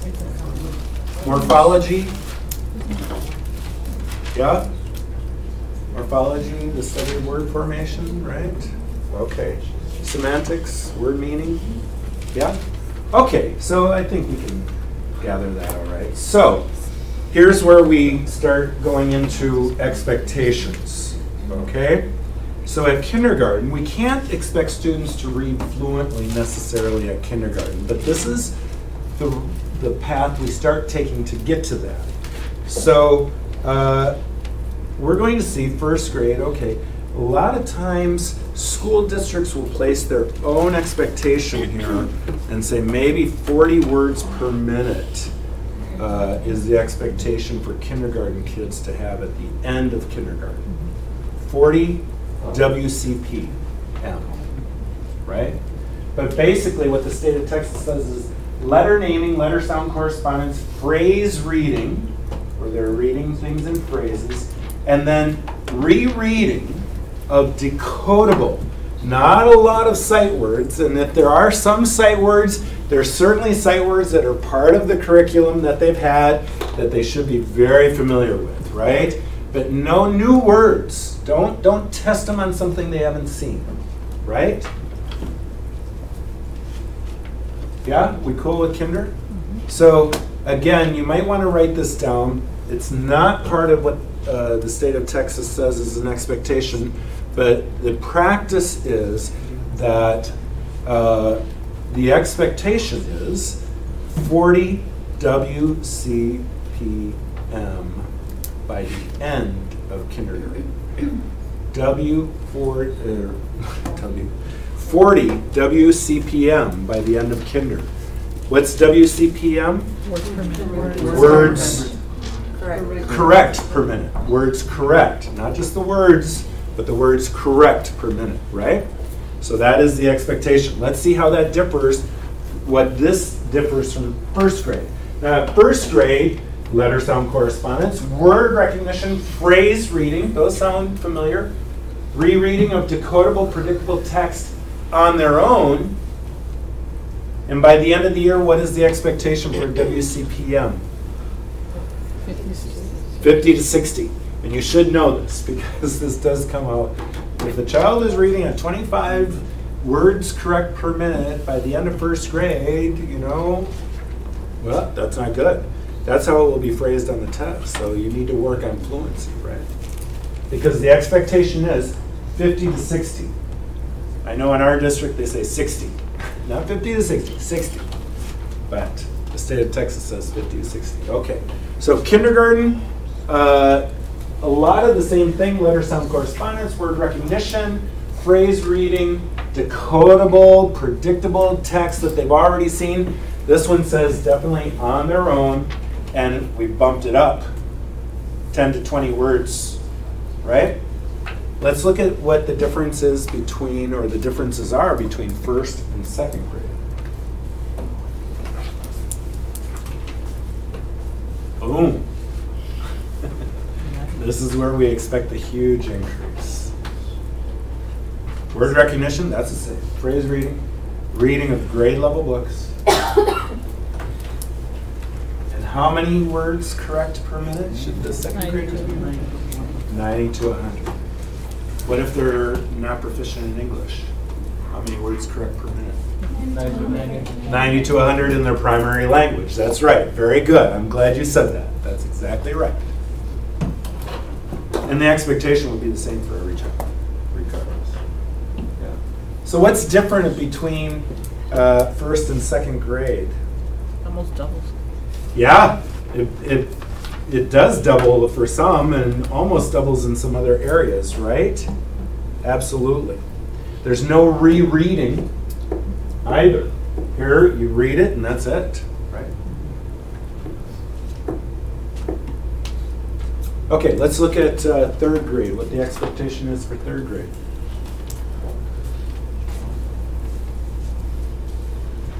What's different between second and third grade now? It's just there's no word recognition. No what? Word recognition. That's right. They should be fluent already. They should be, bless you. They should be. And fluent is measured by how many words correct per minute? 100? 110. Wow, what? Second grade, from first to second it goes 50 to 60 to 100? And then in third grade it's just 10 more words? Come on, man. Yeah. But what else is added here? What else is measured? The rate. The rate. Prosody. This is where, I mean, we're going to be teaching prosody. We don't wait until third grade to teach reading with expression. But by third grade, we're measuring it. Yeah. Are we all right with that? Okay. Progress monitoring. What is that? You're checking on a regular basis. And John, how often do you do the fluency tests or fluency assessments with the kids, John? What was that? How often do you do the fluency assessments with the kids? Every Wednesday. Every week? All kids every week? Wow. Well, that's because they have me Monday through Friday. I have a different teacher, so that. But I mean, as a child, if I were a child in third grade at your school, I get fluency assessed once a week. Once a week. Wow. Outstanding. Outstanding. Okay. Yeah, as long as what? This is the big thing. And again, I know I repeat myself, but I can't express this enough. This is the one that you want to mark. Assessment drives instruction. Assessment drives instruction. The reason we progress monitor, the reason why we monitor students' progress is so that we can and we must intervene for those students who are struggling. If we don't, it doesn't matter. It's no good. We're not testing, we're assessing. We're assessing on a regular basis, right? Progress monitoring doesn't work unless we are intervening to make the kid better, right? And the other thing is that we can't wait till the end of the year and then say, oh, Mrs. Gonzalez, I'm sorry, Johnny can't read.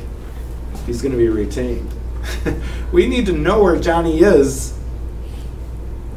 I don't know about weekly for fluency, but yeah, weekly, okay. Definitely a few times a year we need to be checking this to make sure that we see where the child is at, so if that child is struggling, we intervene. Yeah? That's a major thing, and that definitely comes out on the assessment. And I just want to say this about the assessment. We'll talk about this when we do PDR. I've heard a lot of people say, well, these assessments, all they do is they give you these ideal situations where everybody is wonderful and it's not the real world. No, these assessments give you problems to resolve. And you need to be guided by this information in order to resolve those problems. And so you'll see this on the assessment. The child is reading, he's in third grade, he's reading 60 words correct per minute. We need to intervene and do something with that child because that's not high enough, right? We've monitored his progress, and yet he's not increasing his fluency. Well, where are the interventions? Right? This is at the heart. Monitoring progress, or progress monitoring, is at the heart of a successful program. And this is the thing you want to know. Teachers who respect and respond to variability are constantly alert to the individual needs for their students. And that's the thing. We monitor their progress, we assess, we don't test all the time, we assess to see where they're at so that we can intervene.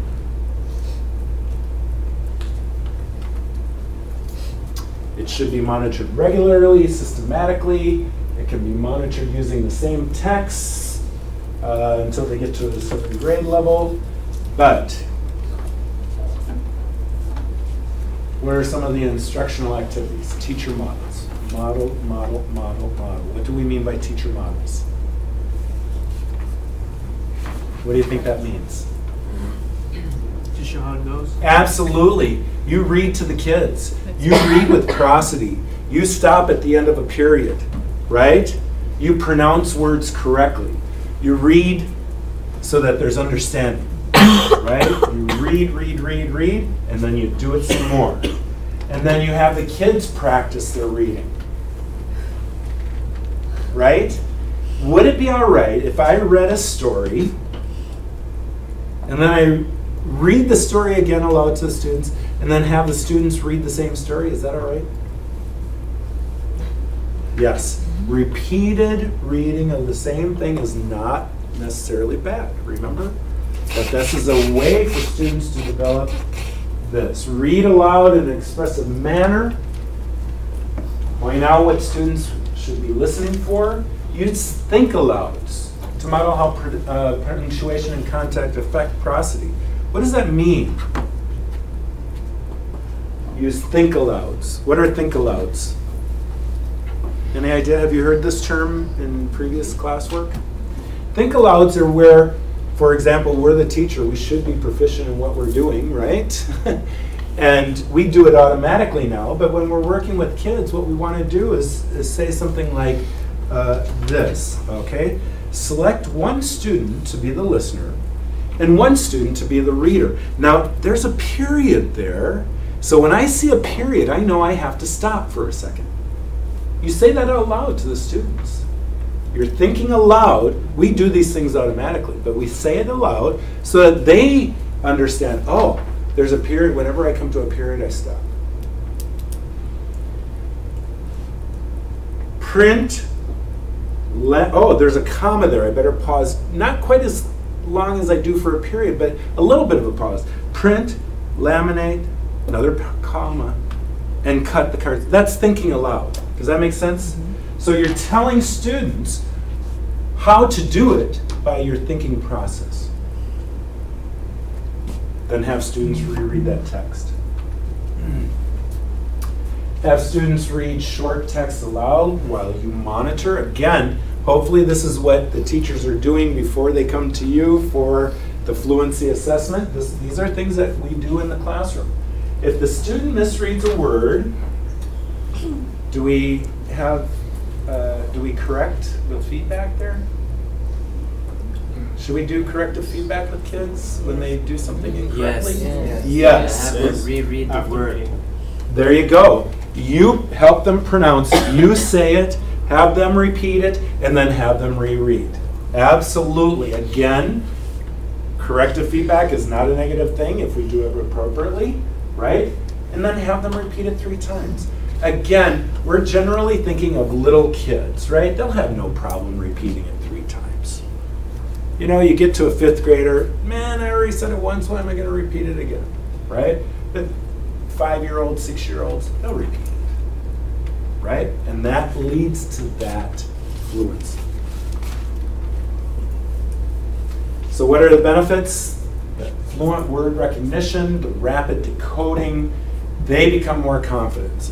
And this is, you know, Randy, again, if it's all about just the speed, you know, maybe not. But if they can do it in this type of atmosphere, where they feel more confident in, wow, I'm starting to recognize these words. Have you ever heard a kid say, Mom, I can read. I can read. I know that word. Man, how powerful is that? Very, very powerful. Okay, this one, you know, you'll come up with different ways to do it. There are certainly different ways to do it, but what you want to do is to be intentional, and you might want to write that in your notes right now. Be intentional how you group students. Be intentional in how you group students, or be intentional how you pair them. This is how the state of Texas would recommend. And I will say, when I first started teaching, this is not how I did it, and I learned that this is probably a better way, much better way. So I used to take the top student and pair them with the bottom student, you know, that type of thing. But what these guys are saying is, let's say you have 20 kids in your class, or let's just, so for purposes of saving the chalkboard here in time, let's say you have 14 kids in your class. Wouldn't that be wonderful? Well, you have your top reader, second, third, fourth, fifth, sixth, seventh. Now again, when I say top reader, we're talking about fluency right now. So after you've given them some assessments, you see who's the most accurate, right? Who's been reading the most WCPM in the class. And you rank them 1 through 14. 8, 9, 10, 11, 12, 13, 14, right? So you're just looking at this numerically. Does that make sense so far? Yeah? Pair the top student in the upper half of the class with the top student in the lower half of the class. So these guys become partners.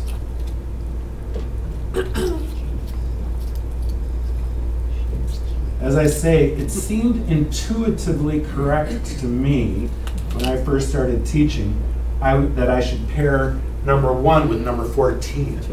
Well, he's the best. This kid is really struggling, so let's put them together. But that can be frustration too. That's right. That's right. It can lead to frustration, perhaps to the upper level kid, and the other kid. Sometimes those high achievers just take over and do everything anyway, right? So the research would show this is a better way to pair up students. So then you use passages at the independent or instructional level of the less proficient reader. Now what does that mean? This is where we're at right here, okay?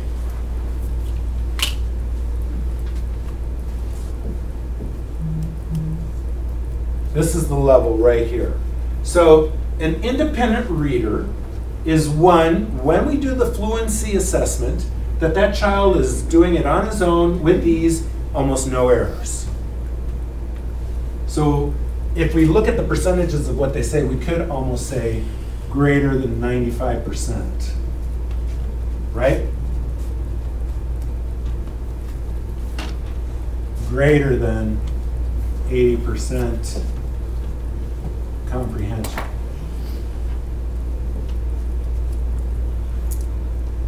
So this would be WCPM.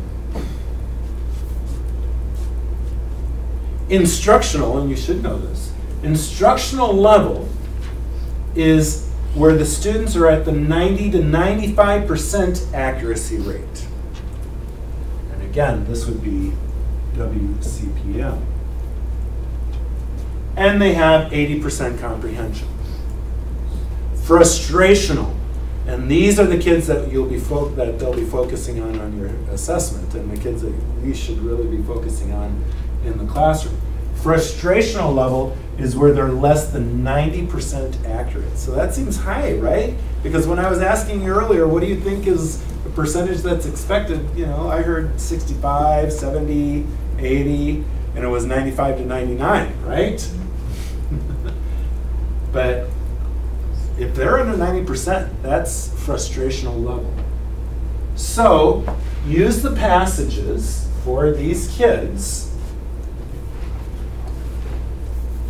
at the independent or instructional reading level of the less proficient reader. So let's say this child is independent. He's our #1 kid in the class, greater than 95% accuracy. He's really understanding at a high level. And this child, number 8, is at the instructional level. Right? Not bad, but he needs instruction. So he's 90 to 95% accuracy with 80% comprehension. When I pair these kids together, what kind of reading am I going to give them?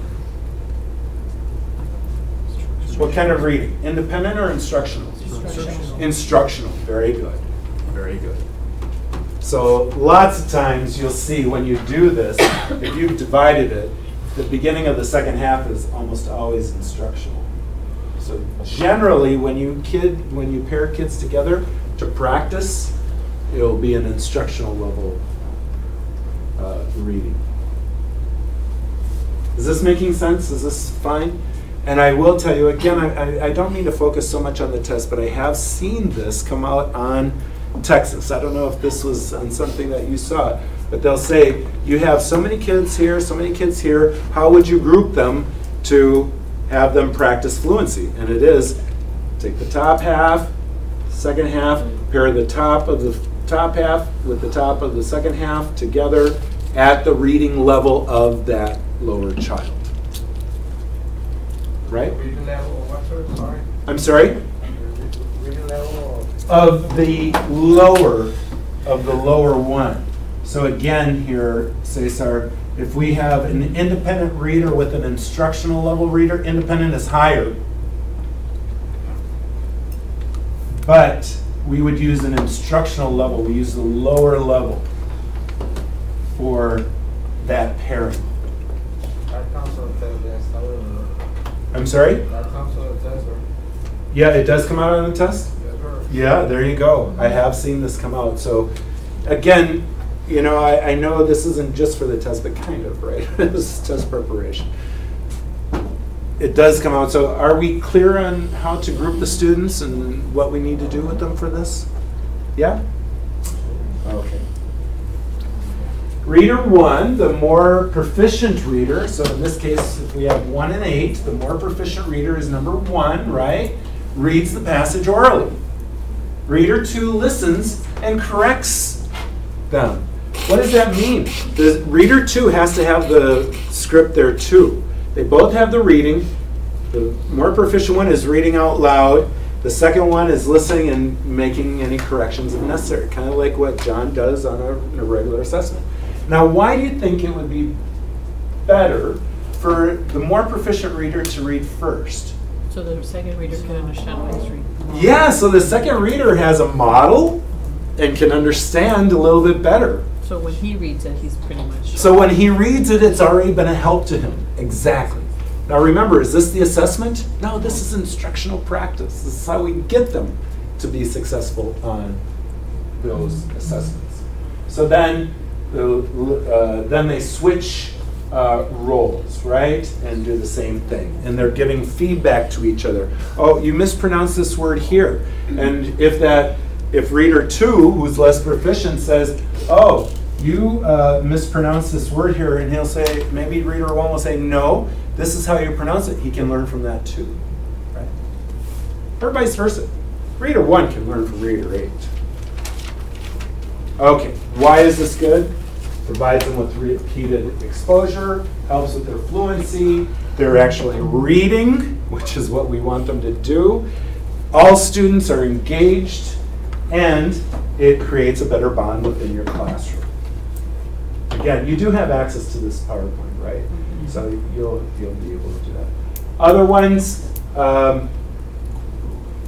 if you're not sure what these mean, please ask. I mean, I can quickly explain all of them. But choral reading, I think you mentioned this the other day. What is that, Miriam? Do you remember? Everyone reading together. Okay, everybody, let's take out our book. Let's open up to page 17. Let's all read the first paragraph together, out loud. Exactly. Echo reading, what would that one be? Reading together. Yeah, but it's echo. It's not the same as choral. Well, following along. Well, You're getting there, John. You're getting there. But I'm at the frustration level with your answer. No, I'm kidding. like mirroring the read. There you go. So I would read a sentence, and then the class would read the sentence. Then I would read the next sentence, and then the class would chorally read that sentence. You got it. I'm at the independent level now. Okay. Computer-based and tape-assisted reading. This has been very, very powerful for a lot of students. Special education students especially have benefited from this, but all students can, where they're on the computer on their own, they're hearing a different voice say it, and then now a lot of computers have voice recognition capability, so they're able to give feedback on what they do as well. Chunking or rereading portions of text. What's chunking? Yeah, small portions of a text. Just have students concentrate on a small portion. And I may have mentioned this the other day, but boy, I remember working with some struggling readers, and it was just so powerful. And you might want to write this down as an activity, but you take that struggling child, and if you go into a classroom, especially at the elementary level, and you ask, who can read? Oh, Randy can read. Randy's a good reader. All kids will point to Randy and say, Randy's a good reader. Everybody knows, right? Who's not a good reader? Oh, Matthew. Boy, he's not a very good reader. They all know. So you take Matthew. You say, you know what? You see this paragraph right here? You're going to practice this paragraph. And we're going to be reading in class, and I'm going to call on you. You don't say this in front of anybody else. So I want you to practice. Let's practice it right now. Any words that you don't understand, which words are you struggling with? You help Matthew, and I want you to practice that tonight, Matthew. And tomorrow, during social studies class, and we're reading chapter 17, I'm going to ask you to read this paragraph, and you're going to be ready, right? Yes, sir. Next day, we're talking about our social studies topic, and we're doing, oh, okay, let's read a little bit. Okay, Matthew, can you read paragraph 2? And all the kids, what, Matthew can't read? And all of a sudden, Matthew's reading beautifully. It's a wonderful activity. That was chunking for Matthew. And he's also rereading that text over and over. Performance reading, what's that? Duh, it's performance reading. Yeah, but what does that mean? Acting out a passage or acting out a story that they've read. While they're reading it, they can act it out. This is very, very powerful as well. Performance reading has been shown to be one of the better ways to get kids to be motivated about reading and to improve their fluency. Acting out the meaning? Acting out the meaning, that's right. Acting out a story or a passage, absolutely. And when you assign roles to kids, what do they do with their script? They read it and reread it, they practice it, they try it one way, they try it another way, they're rereading that, and they have a purpose for doing it. Very, very powerful. Okay, so again, I think we've seen this, but just to kind of reiterate and to make sure that we got this model for the students, give students plenty of opportunity to practice. As it says, there's nothing wrong with having students reread the same passage 3 or 4 times. There's nothing wrong with that about having them do that at all. You do want to make sure you're choosing appropriate material that is at an instructional level. And then, this is, John, I know depending on how you do it, you may have a problem with this, but opportunities for students to count their own WCPM and to chart their progress. And again, it can be very powerful if you're helping the student to understand, here I am, this is where I need to get. And then do those intervening strategies as well to help them get there. They start seeing their progress, what happens? They'll start walking like my mother told me I should always walk. Don't be slouching, Matthew. Yeah, they'll be walking tall. Does that make sense? Yeah. So again, I know it can be tough, but if we use it appropriately, it can be very, very powerful for students. Okay, so again, you should know this. And let me just say, are you familiar with STAR? Do you know what STAR is? S-T-A-A-R. Do you know what that is? Yeah, it's basically the state mandated tests that kids take, right? And English language learners have accommodations on their tests.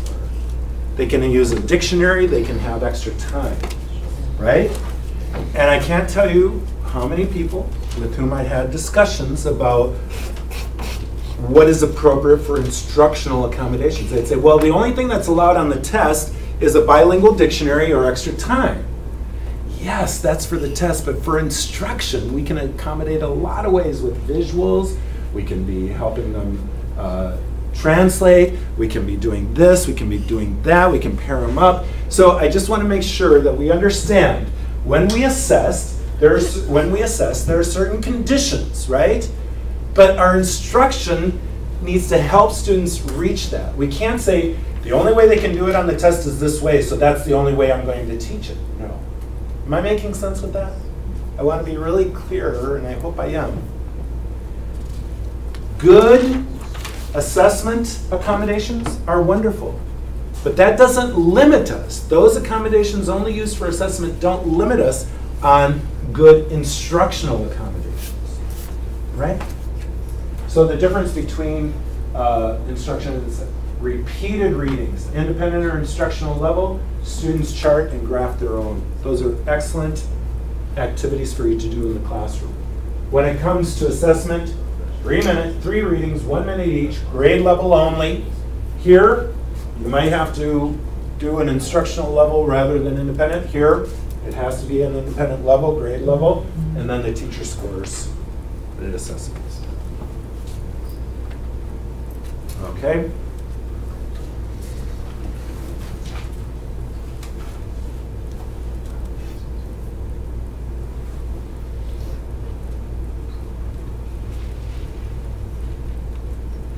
All of this is important, okay? But the one thing that we really have to take away from this here is the first bullet.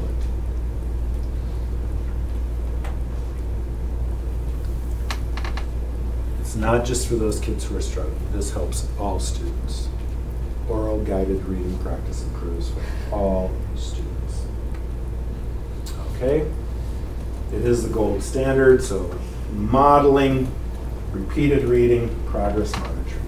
Any questions about those? Again, it's a little repetitive here, but I think the reason why the state repeats this is what it's all about. Modeling, repeated reading, and you monitor their progress. Any questions or comments about fluency? We got it? How are we feeling? No? Yes. Oh, good. You looked worried there, and then it made me look worried. Well, we have seen 3 out of the 5. Phonemic awareness. Do we have somewhat of an understanding of what a phonemic awareness is? Phonics, and now fluency. Yeah? Okay. What is fluency? You said you had an understanding of it. What is fluency? The ability to assess the child. Not to assess the child. I mean, we do assess the child, but what is actual fluency? We're going to assess fluency, but what is fluency? Reading quickly and accurately with prosody. Very good. If you know that fluency is reading quickly and accurately with prosody, you've got it. And when we say quickly, we know there are different measures for what quickly means. How many words correct per minute is the expectation at kinder? At the end of kinder? 40. 40, that's right. What is it at the end of first grade? 50 to 60. Valid use 60 only, okay? And at the end of second grade? 90 to 100. Boy, it almost doubles, right? And then in third grade? 110. But what's the big thing that's added at third grade that we measure? Prosody. That's right. Prosody. Any questions? How do you feel? Are you guys pretty fluent? Are you fluent readers? What was kinder again? The words that they should know? What is the WCPM for kinder at the end of 40. 40. That's correct. Yeah? How you feeling, Delilah? Yeah, you got it down? Okay. Well, then let's do an activity with fluency. Just a very quick one. Hopefully it's kind of fun before we move on to the vocabulary. Yuck. I hate, no, I don't. Okay. Hopefully you have access to it. If you don't, I did bring copies, but this is up on your site. Did you get this? Do you need a copy? I have some copies here. So if you need a copy, let me know, and I'll be coming around to give a copy. Who needs a copy? Okay. Oh, yeah. Okay. Here we go. Just, yeah, if you can distribute those to your partners. Okay, we need, oh, wow. Yeah. Here, if you can distribute those out to everyone. I think he has it for your group. If you need more, I'm probably going to have some extras.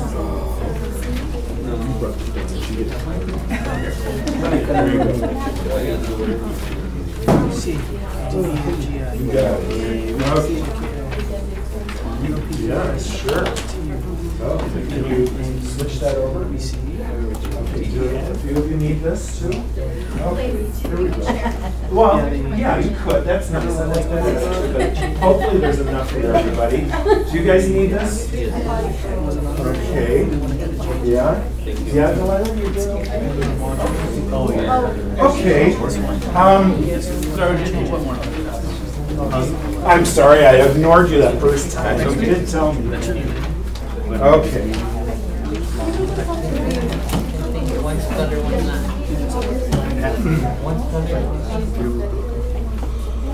Okay, so again, this is just kind of a fun little thing, but I want to hear how fluent you are. Okay, I want to hear how fluent you are. So we're going to be looking at, when we look at fluency, what are we looking at? Yeah, velocity, accuracy, and with prosody. Certainly comprehension too. I may not ask you any comprehension questions about this particular passage though, but I will expect velocity, accuracy, and prosody. So go ahead, work with your partners. I think I already have you partnered up with number 1 and 8 should be together. 2 and 9, right? You guys are already in your group. No, I'm kidding. You're all number 1s, okay? You're all number 1s. But this is what I'd like for you to do. Just practice reading this a couple times, and then I'm going to ask for volunteers to read it out loud. Okay? You know how to practice this? Okay, go for it. Okay. A, B, C, D, E, F, G, H, I, J, K, L, M, N, O, P, Q, R, S, T, U, A, B, C, D, E,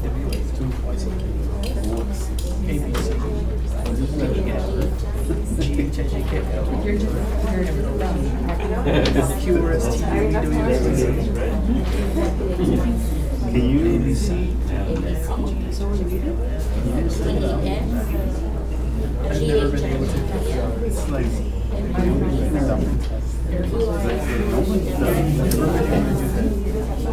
well, let's try it. ABC. So when it's capitalized, that means you have to yell, right? Well, usually when you're reading a text, it's like they're yelling at you.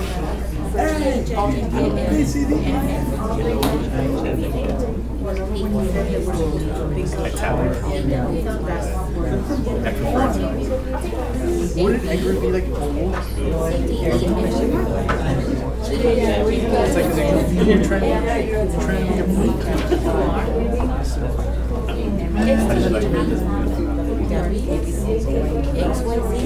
But now I'm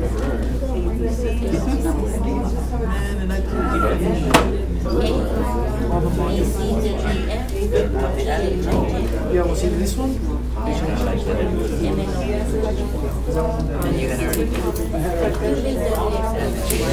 It's a 6-minute video. This week I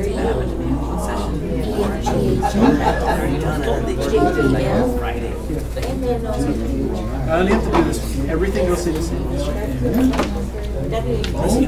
Do we have a volunteer Or do we have volunteers to read this fluently? Yeah, oh, question before volunteers. Where it's uppercase, does that mean you have to yell?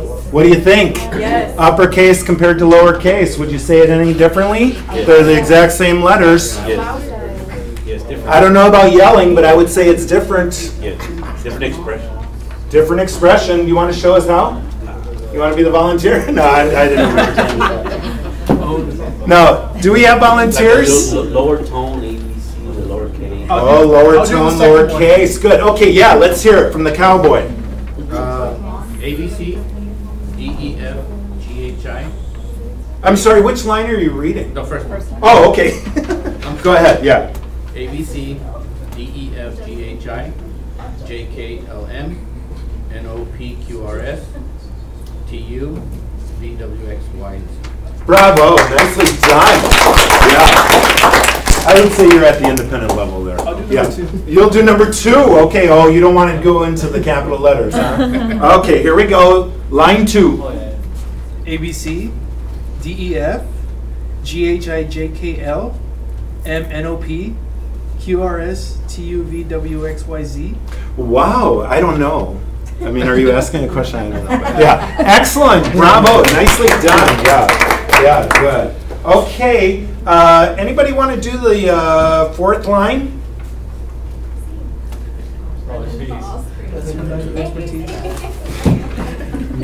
Anybody want to do the 4th line? No? Okay, I tell you what. Can you see this from where you're at? Anybody want to try this one? We're incorporating a lot of things here. Oh my gosh. AB. Go for it. Yeah, John, was that you? You're in 2nd grade by now. You know you have to read the whole darn thing, John. Let's go. No, yeah, try it. You want to? We won't make fun of you. Line 4? Huh? No, it's up there on the board. No, it's just up here. We don't have it on here. I was combining a lot of different things with this one.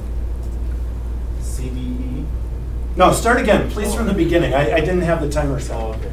Okay, go for it. AB. CDE. FGI.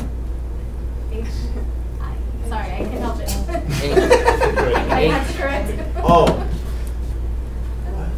Would you say F, G, and H and I all the same? FGHI. JKLM.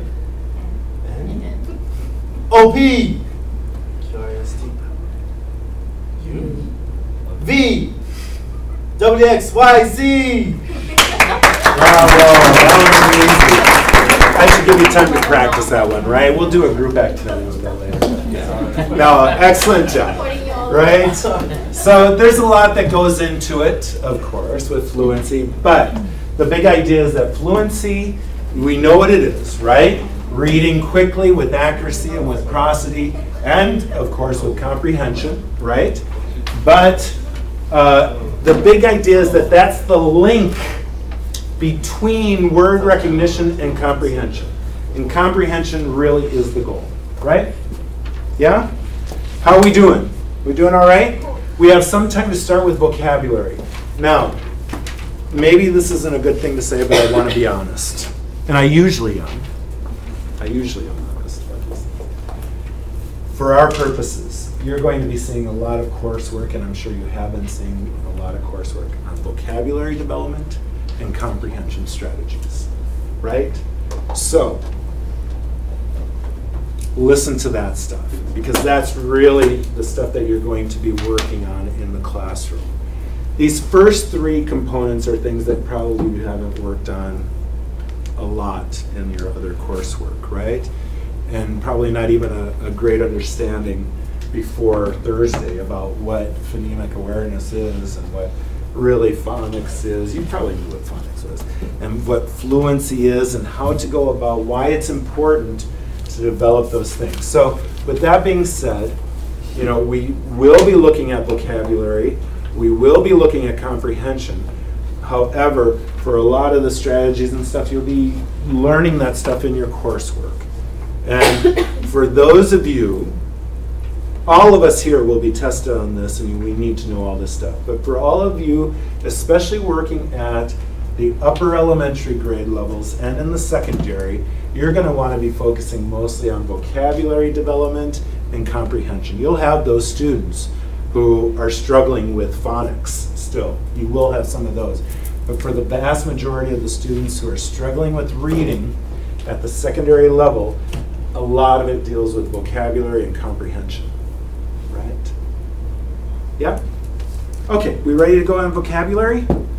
It's just so exciting, isn't it? Isn't reading exciting? I love this stuff.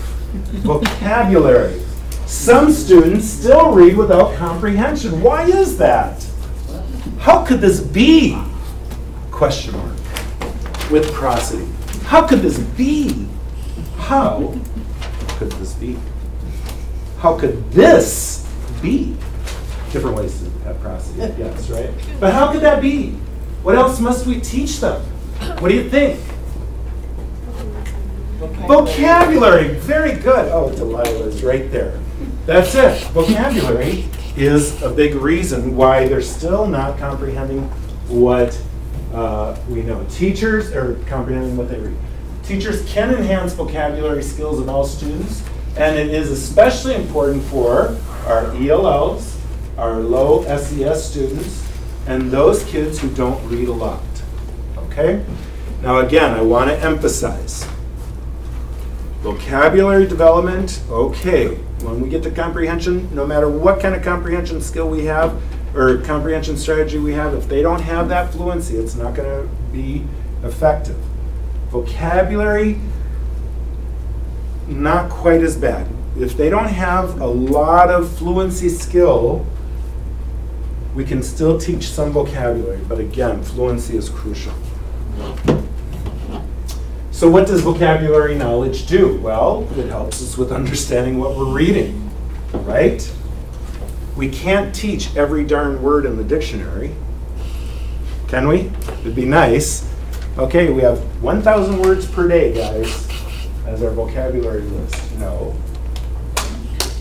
So since it's not explicitly taught, there are just too many words, it can be taught indirectly as well.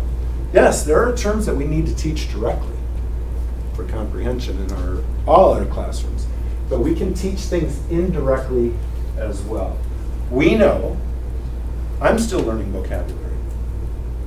I'm the oldest one in here, and I'm still learning vocabulary, right? So it's an ongoing process.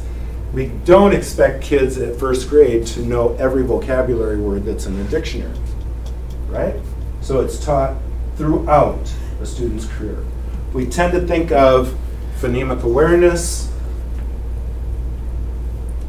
phonics, fluency, grades K through 2, K through 3, okay, maybe 3, but third grade they're taking that test. We're not testing that stuff anymore, just the test. They need to be proficient. Okay, K through 2, K through 3, but vocabulary, K-12, pre-K-12.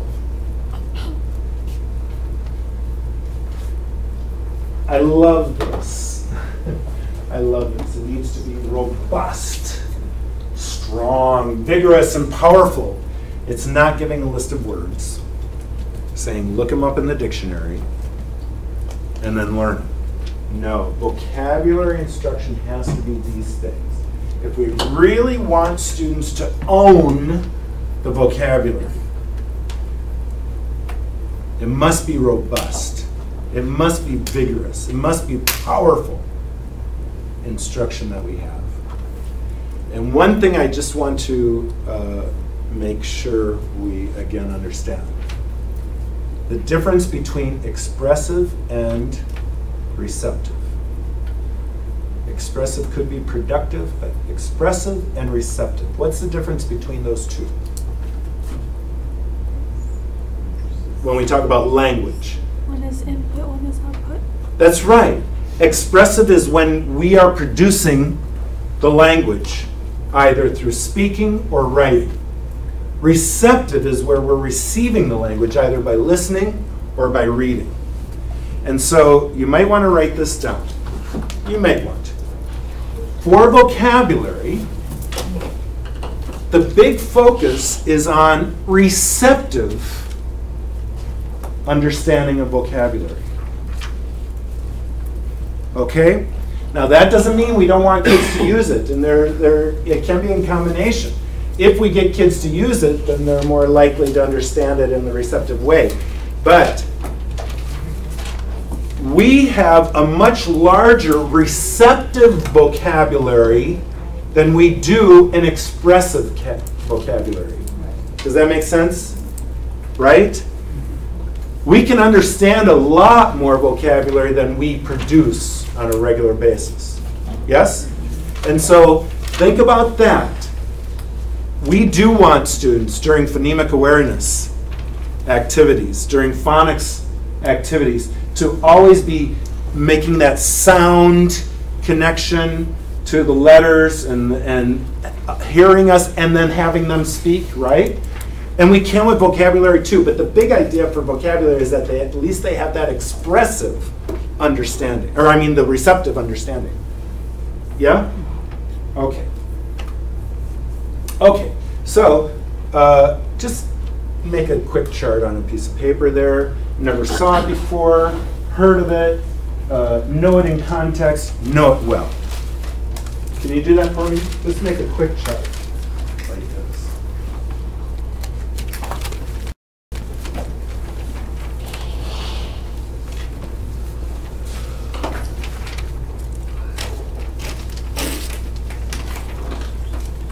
I'm going to show you some words.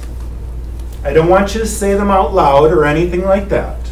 Don't, if you want to under your breath try to sound it out, that's fine. Doesn't matter though. I'm not worried about the pronunciation of the words or anything like that. So I'm going to ask that you don't say them out. But what I want you to do is I want you to write these words in the columns according to you.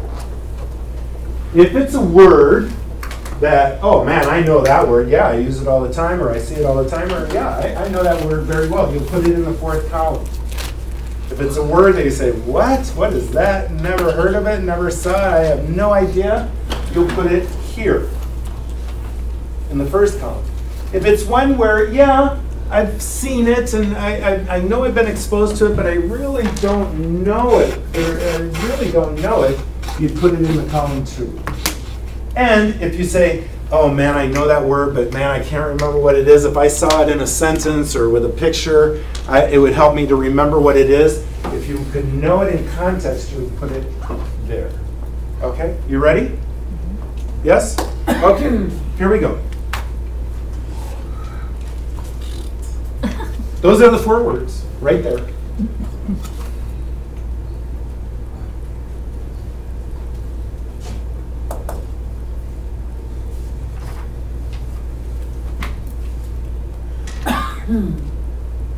Have you put them in your columns?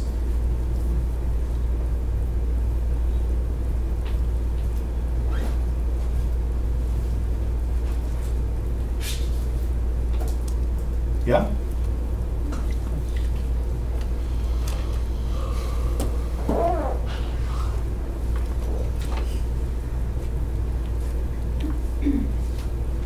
Okay.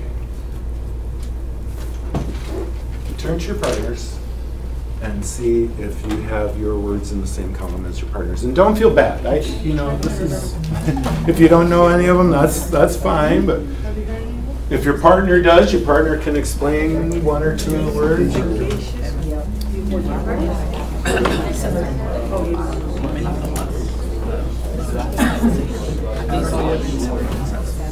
I think segregation.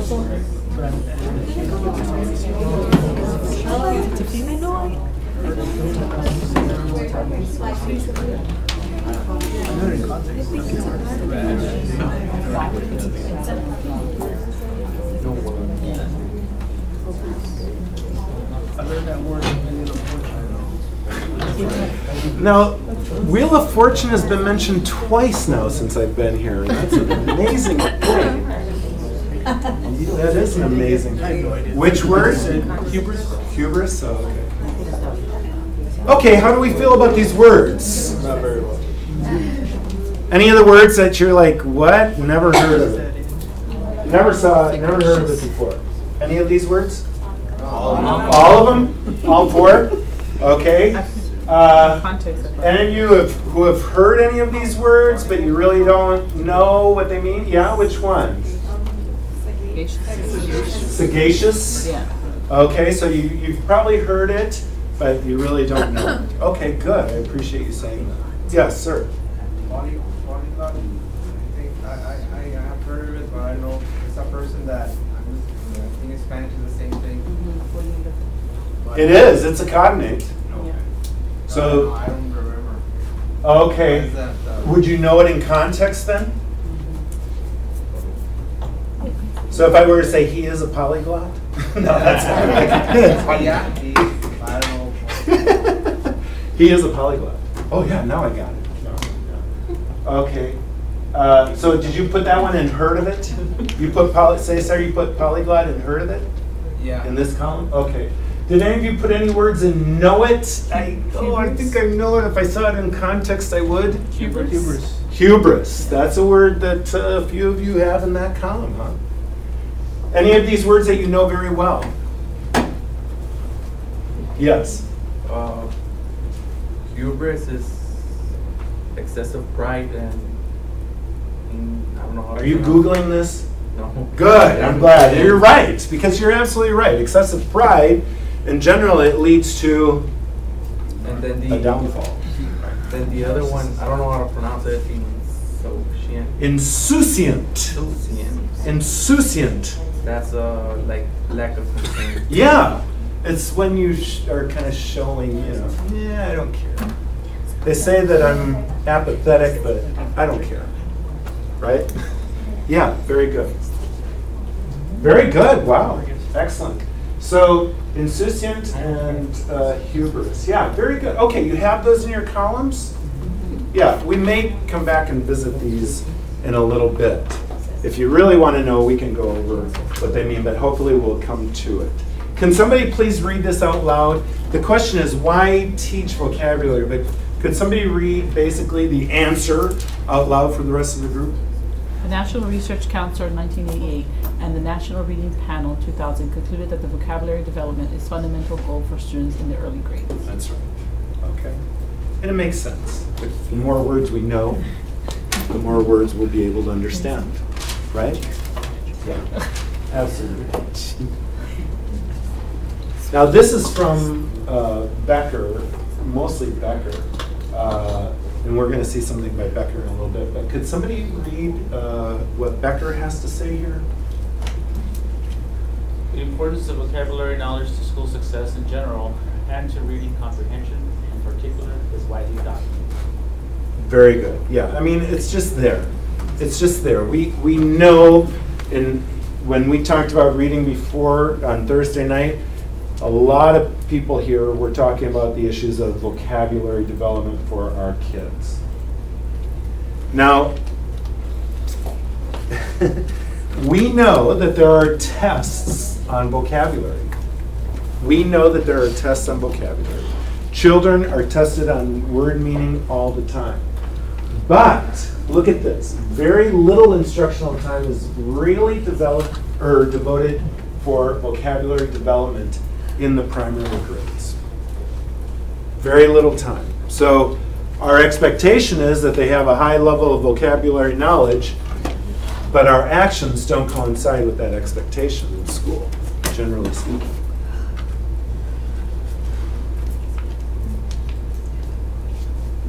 Don't have to really go over this too much. We saw on the very first night the whole idea of word poverty, right? Word poverty. So very difficult for students. But we saw something along these lines, right? 2 words a day means 750 words a year. Not even quite, right? It's more like 300 or 730. But at 8 words a day, look at the difference. 4 times. And 8 words a day. What's that? That's not much.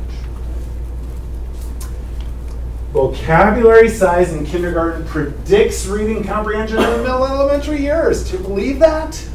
We can look at kids in kindergarten, see their level of vocabulary knowledge, and we can accurately predict where they're going to be as far as comprehension levels when they're in middle school. It's kind of a scary thing, right? But it's also very empowering. Why would it be very empowering? Goes back to kind of the conversation John and I had about the role of parents and all that. Why can it be very empowering?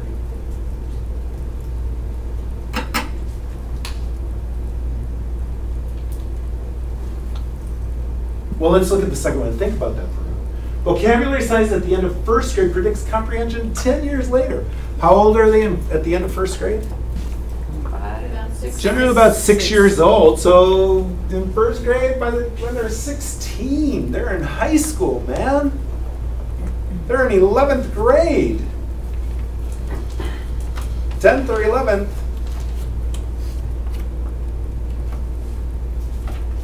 Are you thinking about why this can be empowering for us?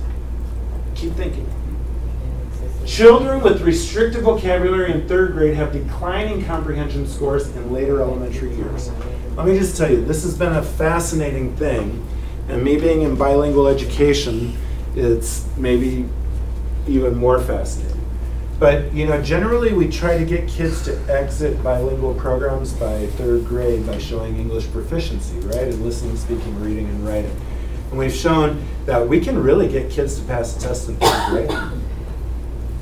ELLs, they can pass the test in third grade. And it's like, okay, they're out of the bilingual program, they did it. What we see, if it's really been a focus not on vocabulary building, but more on helping them to pass the test, what happens is third grade, they pass. Fourth grade, well, they still maybe pass, but they go down a little bit. Fifth grade, they go down a little bit. Junior high,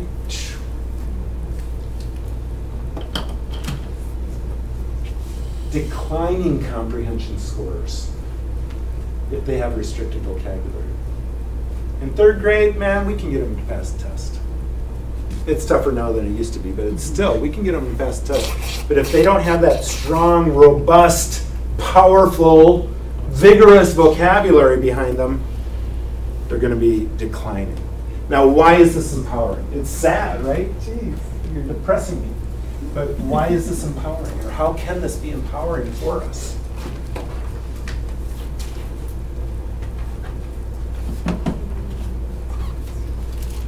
Come on, come on, come on. You're all teachers. You're going to be teachers. Why is this empowering? Don't we want to be empowered as teachers? Yes? So why is this empowering? I know it's sad. I know it's depressing, but why? Come on, come on, come on. Or you see no redeeming value in this at all? It gives you an insight on what to expect, and yeah, you're on the right track. And really, that was a wonderful answer, but a little bit more. What? We need to work on. And what we're going to do about it. We're the ones who can make the difference, man. We're the ones. We get what we get. We get what we get. Children bring the best, or parents bring the best things they have to school and drop them off. Se lo encargo, maestro. They're bringing the only thing they got, and they're dumping them off with you. Not dumping them off, they're in charging you with their well-being. And it's tough. It's tough, but there I am to save the day. Right? I was going to add, so we, let's say a first grade or second grade teacher in the vocabulary for that grade level. So we can throw in some fifth grade level vocabulary once in a while. That way it can. Certainly, certainly, in context and understandable, comprehensible, absolutely. We do not want to limit them. We do not want to limit them. And this is where, and I must say that this is where the indirect aspect of vocabulary development comes in. You're going to go to a district or to a school and they're going to tell you this is the vocabulary that they need to know. And you're going to have to directly teach that vocabulary. However, can you up your game while you're speaking to your students? Absolutely. If you see vocabulary that is on the list for the 4th 6 weeks Can you start using it in the first 6 weeks so that they become accustomed to it, so that when they get to the 4th, 6 weeks, man, I've heard that term. If I'm a 3rd grade teacher and I've seen some of the material that 5th grade teachers teach, I'm going to go ahead and integrate it into my 3rd grade once in a while. Excellent, excellent. There's a lot of research, and this is something we're doing at Valley View now. There's a lot of research to show. We're even doing it at the secondary level, I'll tell you if you're interested in this. This is fascinating. The research would show that it's excellent for students when it's a good teacher, but it's also excellent for teachers to move with the kids. So now we have these rotating schedules. When I say schedules, I'm talking about yearly, about what grade level teachers teach.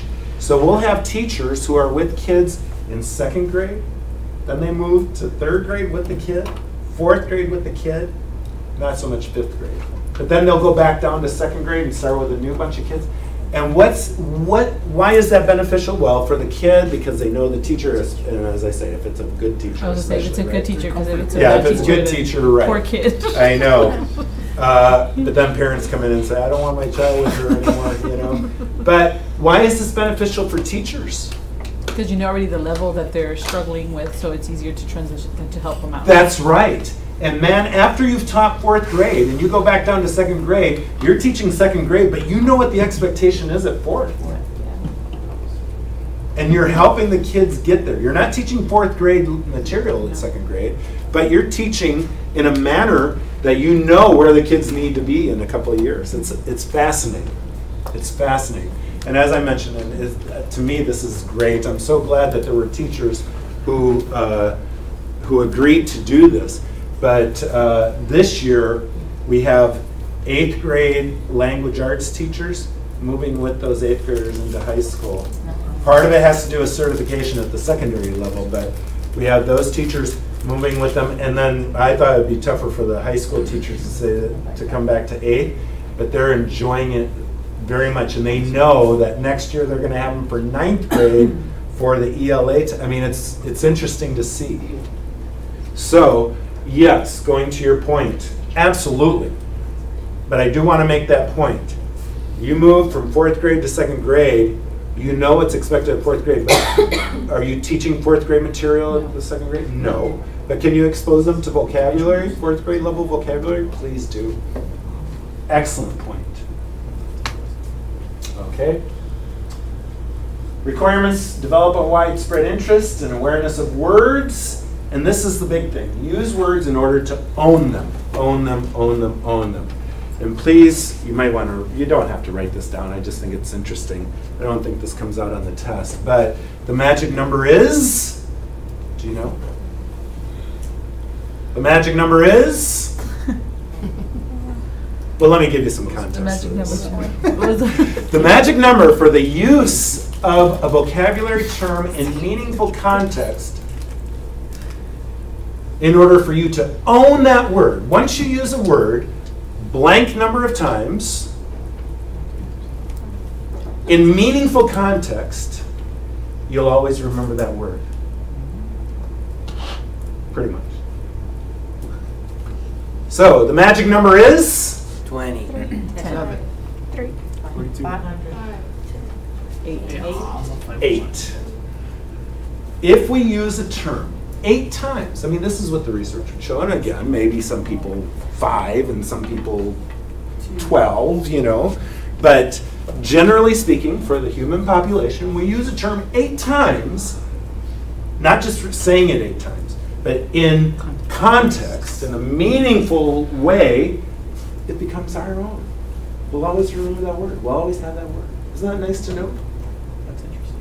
You might want to write that down, because if you can get kids to use a term 8 times in a meaningful way in your classrooms, you're not going to have to reteach it.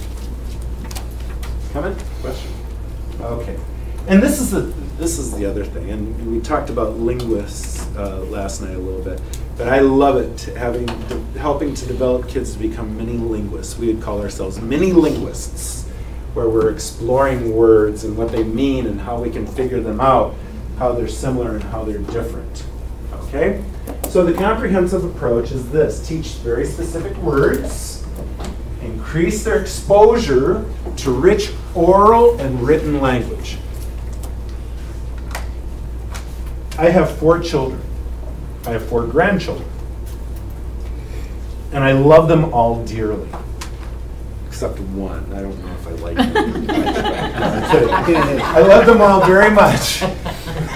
And my kids and my grandkids have had wonderful teachers. But there's this one teacher, well, there are a couple of teachers, but one teacher that my twins, they're the youngest, they're at A&M, by the way, in College Station. They had this teacher in 4th grade. And I loved this woman. I mean, I didn't love the woman, but I thought she was an excellent teacher. Excellent teacher. And you know what she did a lot? You know what she did? She read to the kids and had conversations all the time. My kids were ELLs.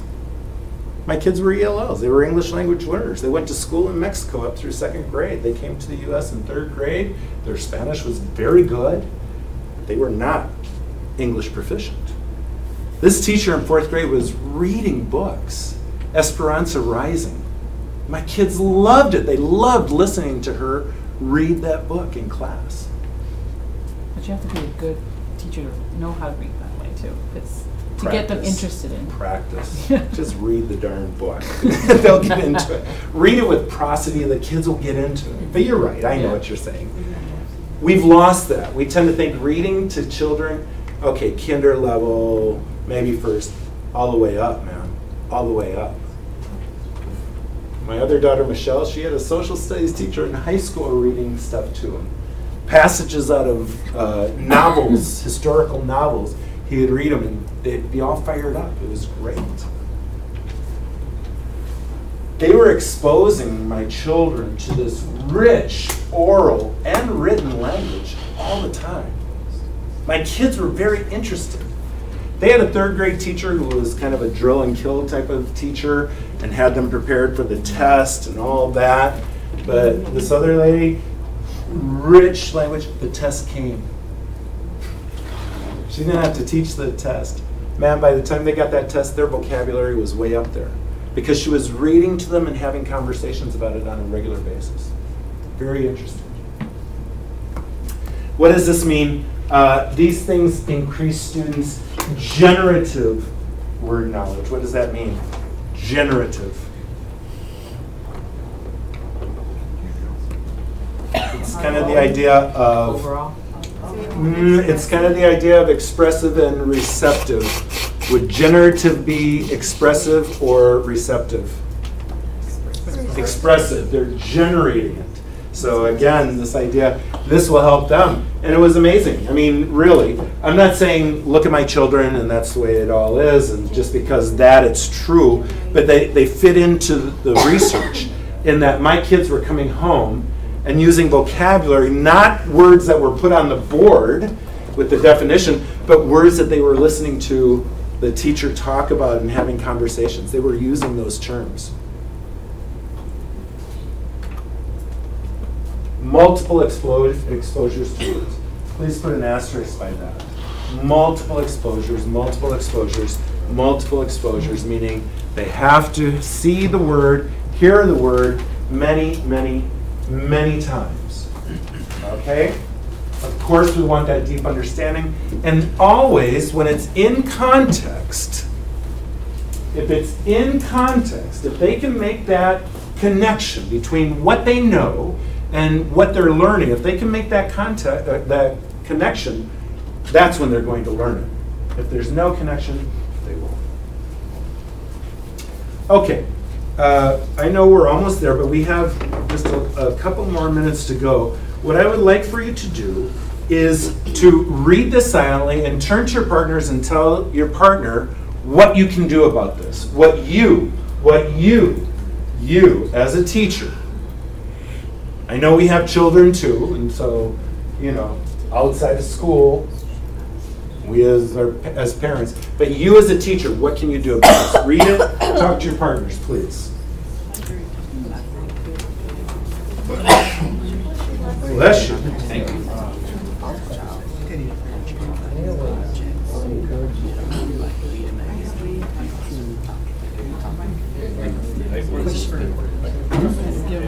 You agree? With what? Oh, okay, yeah. That's absolutely true. Well, I would say it's true. I'm glad you agree. But now, what can you do? Like for instance, if you're able to read a chapter in the next 2 hours, is that time to? If they come with help. An additional amount of time. Something that'll be beneficial to them.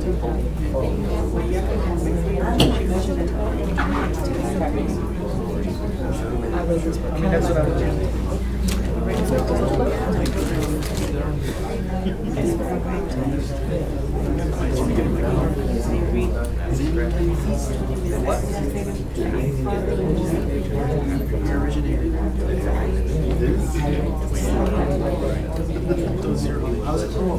It's supposed to, that's the way you hold the gate.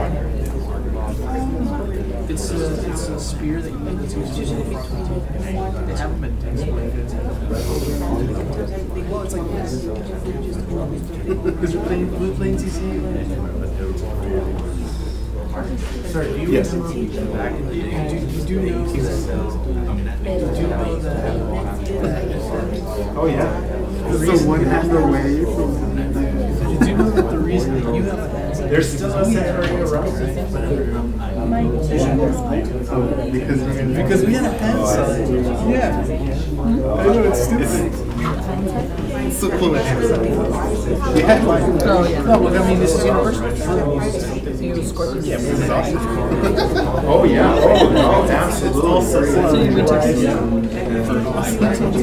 Not necessarily. You can go over to the center, and progress.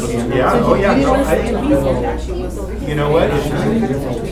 Because I don't have enough it's priceless. Not only that, but the traffic. Oh, it's horrible. I've never had this. Sorry, I will look into it. Yeah, I never had this. Okay. Yeah, because no, SRE, it is still around. It's an expensive product. That's one reason why I kind of went out, is because it's expensive. But some teachers love it. Yeah. Yeah, I think when it's used properly. Okay, so what do you think? What can we do about this? Can we do anything? Because, I mean, they're talking about outside of school, but what can we do about it? Anything? Maybe like project. Reading project, what do you mean?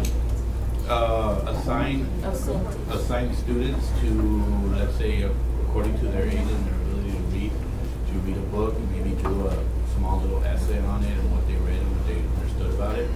The, tried and true book report. That's why I was asking about those SRA. Yeah, they are around, I'm sure. So yeah, certainly, book reports, yes. At our campus, we had a teacher, or I knew a teacher that got into YouTube, and she was an English teacher, so she looked for books that she was working on and she was going to teach or work on for that area, and she would play them and pause it and then ask probing questions as to what they understood, if they understood a certain word or things like that, and then she would continue.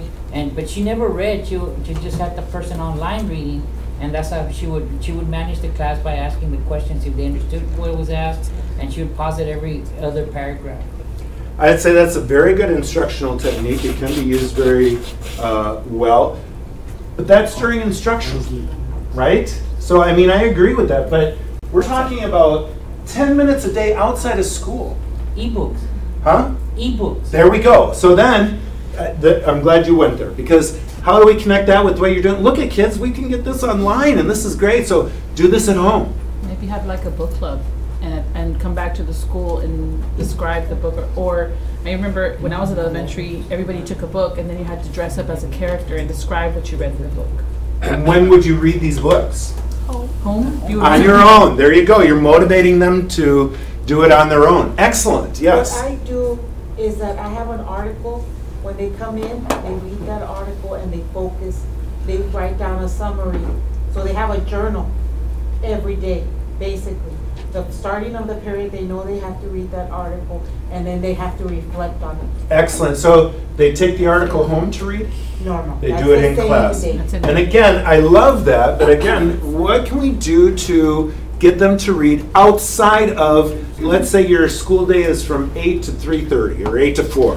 What can we do to get them to read outside of that time frame? Maybe it's still in school. And let me just say that. We could give that article a day in advance and then come back and focus on the actual article. Excellent. And I just want to comment, I love the way you set that up, because you don't want to start out the school year and say, take this article home and read it and then come back. If you do it in school first and get everyone involved and you make it a fun activity and they're all participating, then you know what, now we have so much to do. It's a very important thing. So I tell you what, we're going to take this time to do this. So take the articles home and do it. The same expectation, right? That you get them accustomed, but then maybe ease them into doing it at home.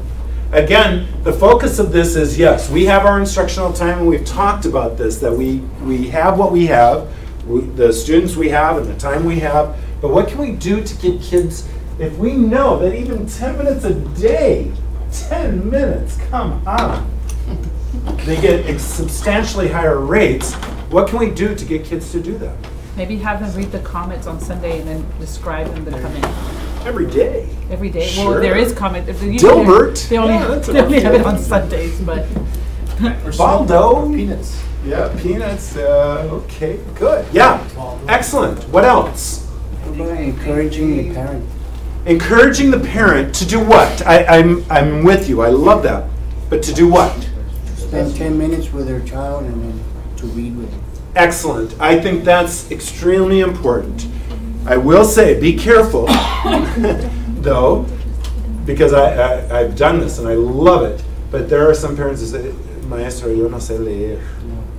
So you want to be careful, but then you say, okay, come on in and I'll show you what we can do to help them. But excellent, excellent. Encouraging parents, letting them know the importance of it so that they can do it as well. Excellent. The public library sometimes holds readings in the afternoon.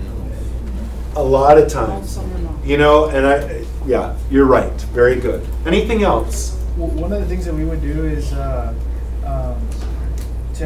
use the AR zones. So if they read a certain amount of like chapter books, or we call them power books, they can have incentives like 5 minutes extra recess per day, or something that'll appeal to them. Sure. Giving rewards for that. Yeah, that can be very good. Yeah. Highlights is also really good when you get it at home. The Highlights magazine. Oh. It's only $3 a month. So Highlights, I loved it. Goofus and Doofus, right? Yeah. But with those AR always points, finding the things in there. But with those AR points, when they're constantly reading and they're the top reader and they're given prizes and that. But then when it comes to the STAR test and that little kid fails the reading part section.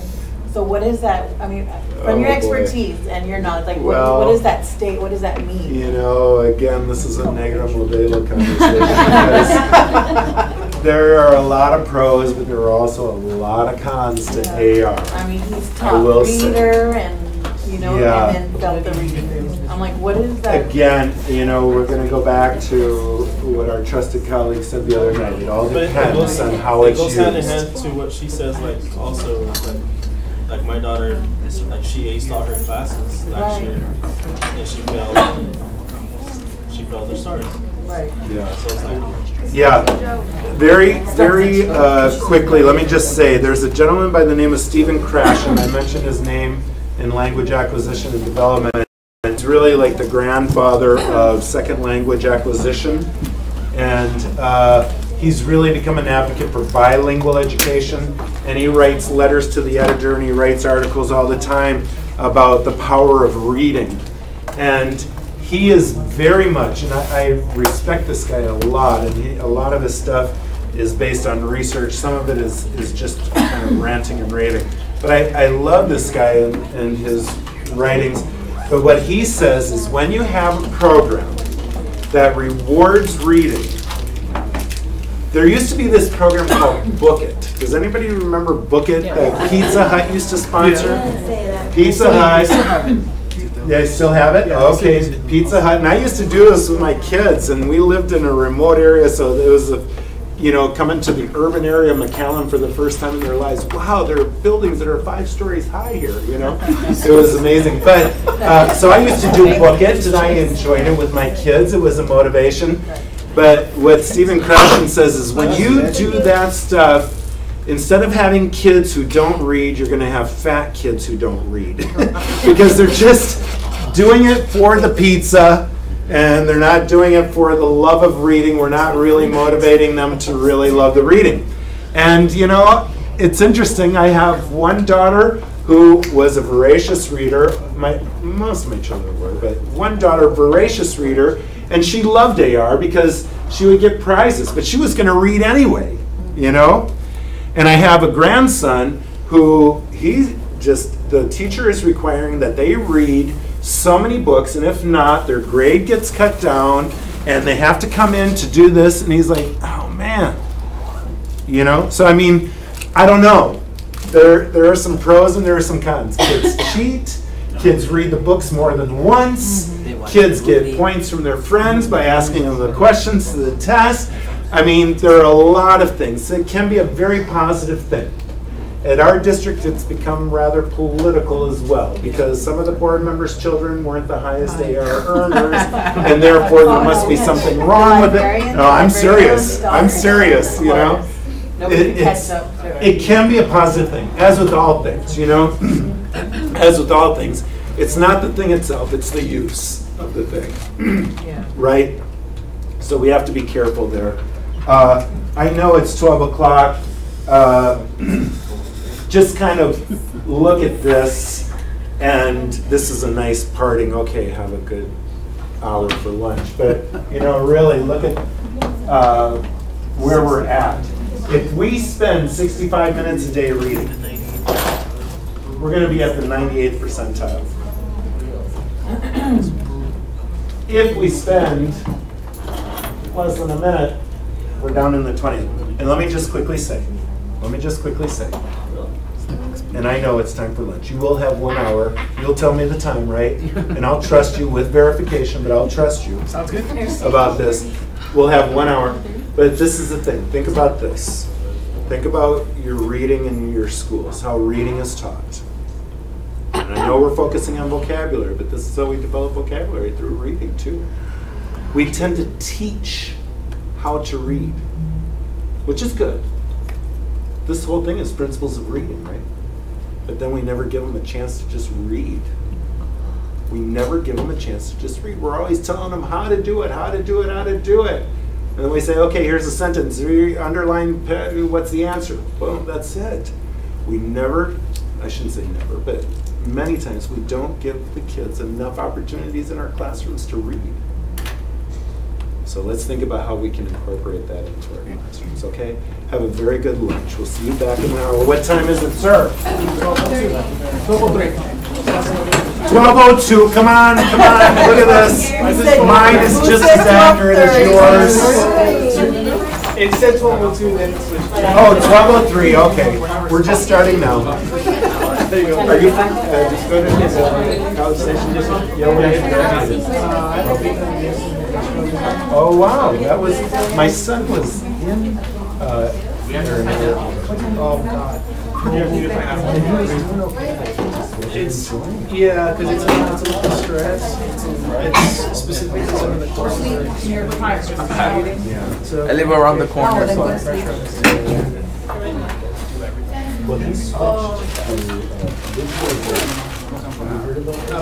But I have no idea what I'm still trying to figure out a lot of it. But it's under the School of Architecture. Oh, okay. But it's, Juan kind of knows about it, right? I would. Have a good lunch. Thanks, you too. You need to enjoy reading. What's that? You need to enjoy We reading. need to enjoy reading. I totally agree. Yeah. I agree. You find that interest, and Stephen Krashen would agree with you. And I think too many times we beat the joy of reading out of kids. We do. it's all about getting a grade. It's all about passing the test, and it's not about. Japanese books you read it, I didn't know that you read from Yeah. I just found out that that's way easier. Yeah. But I know, I don't think that's good or not, but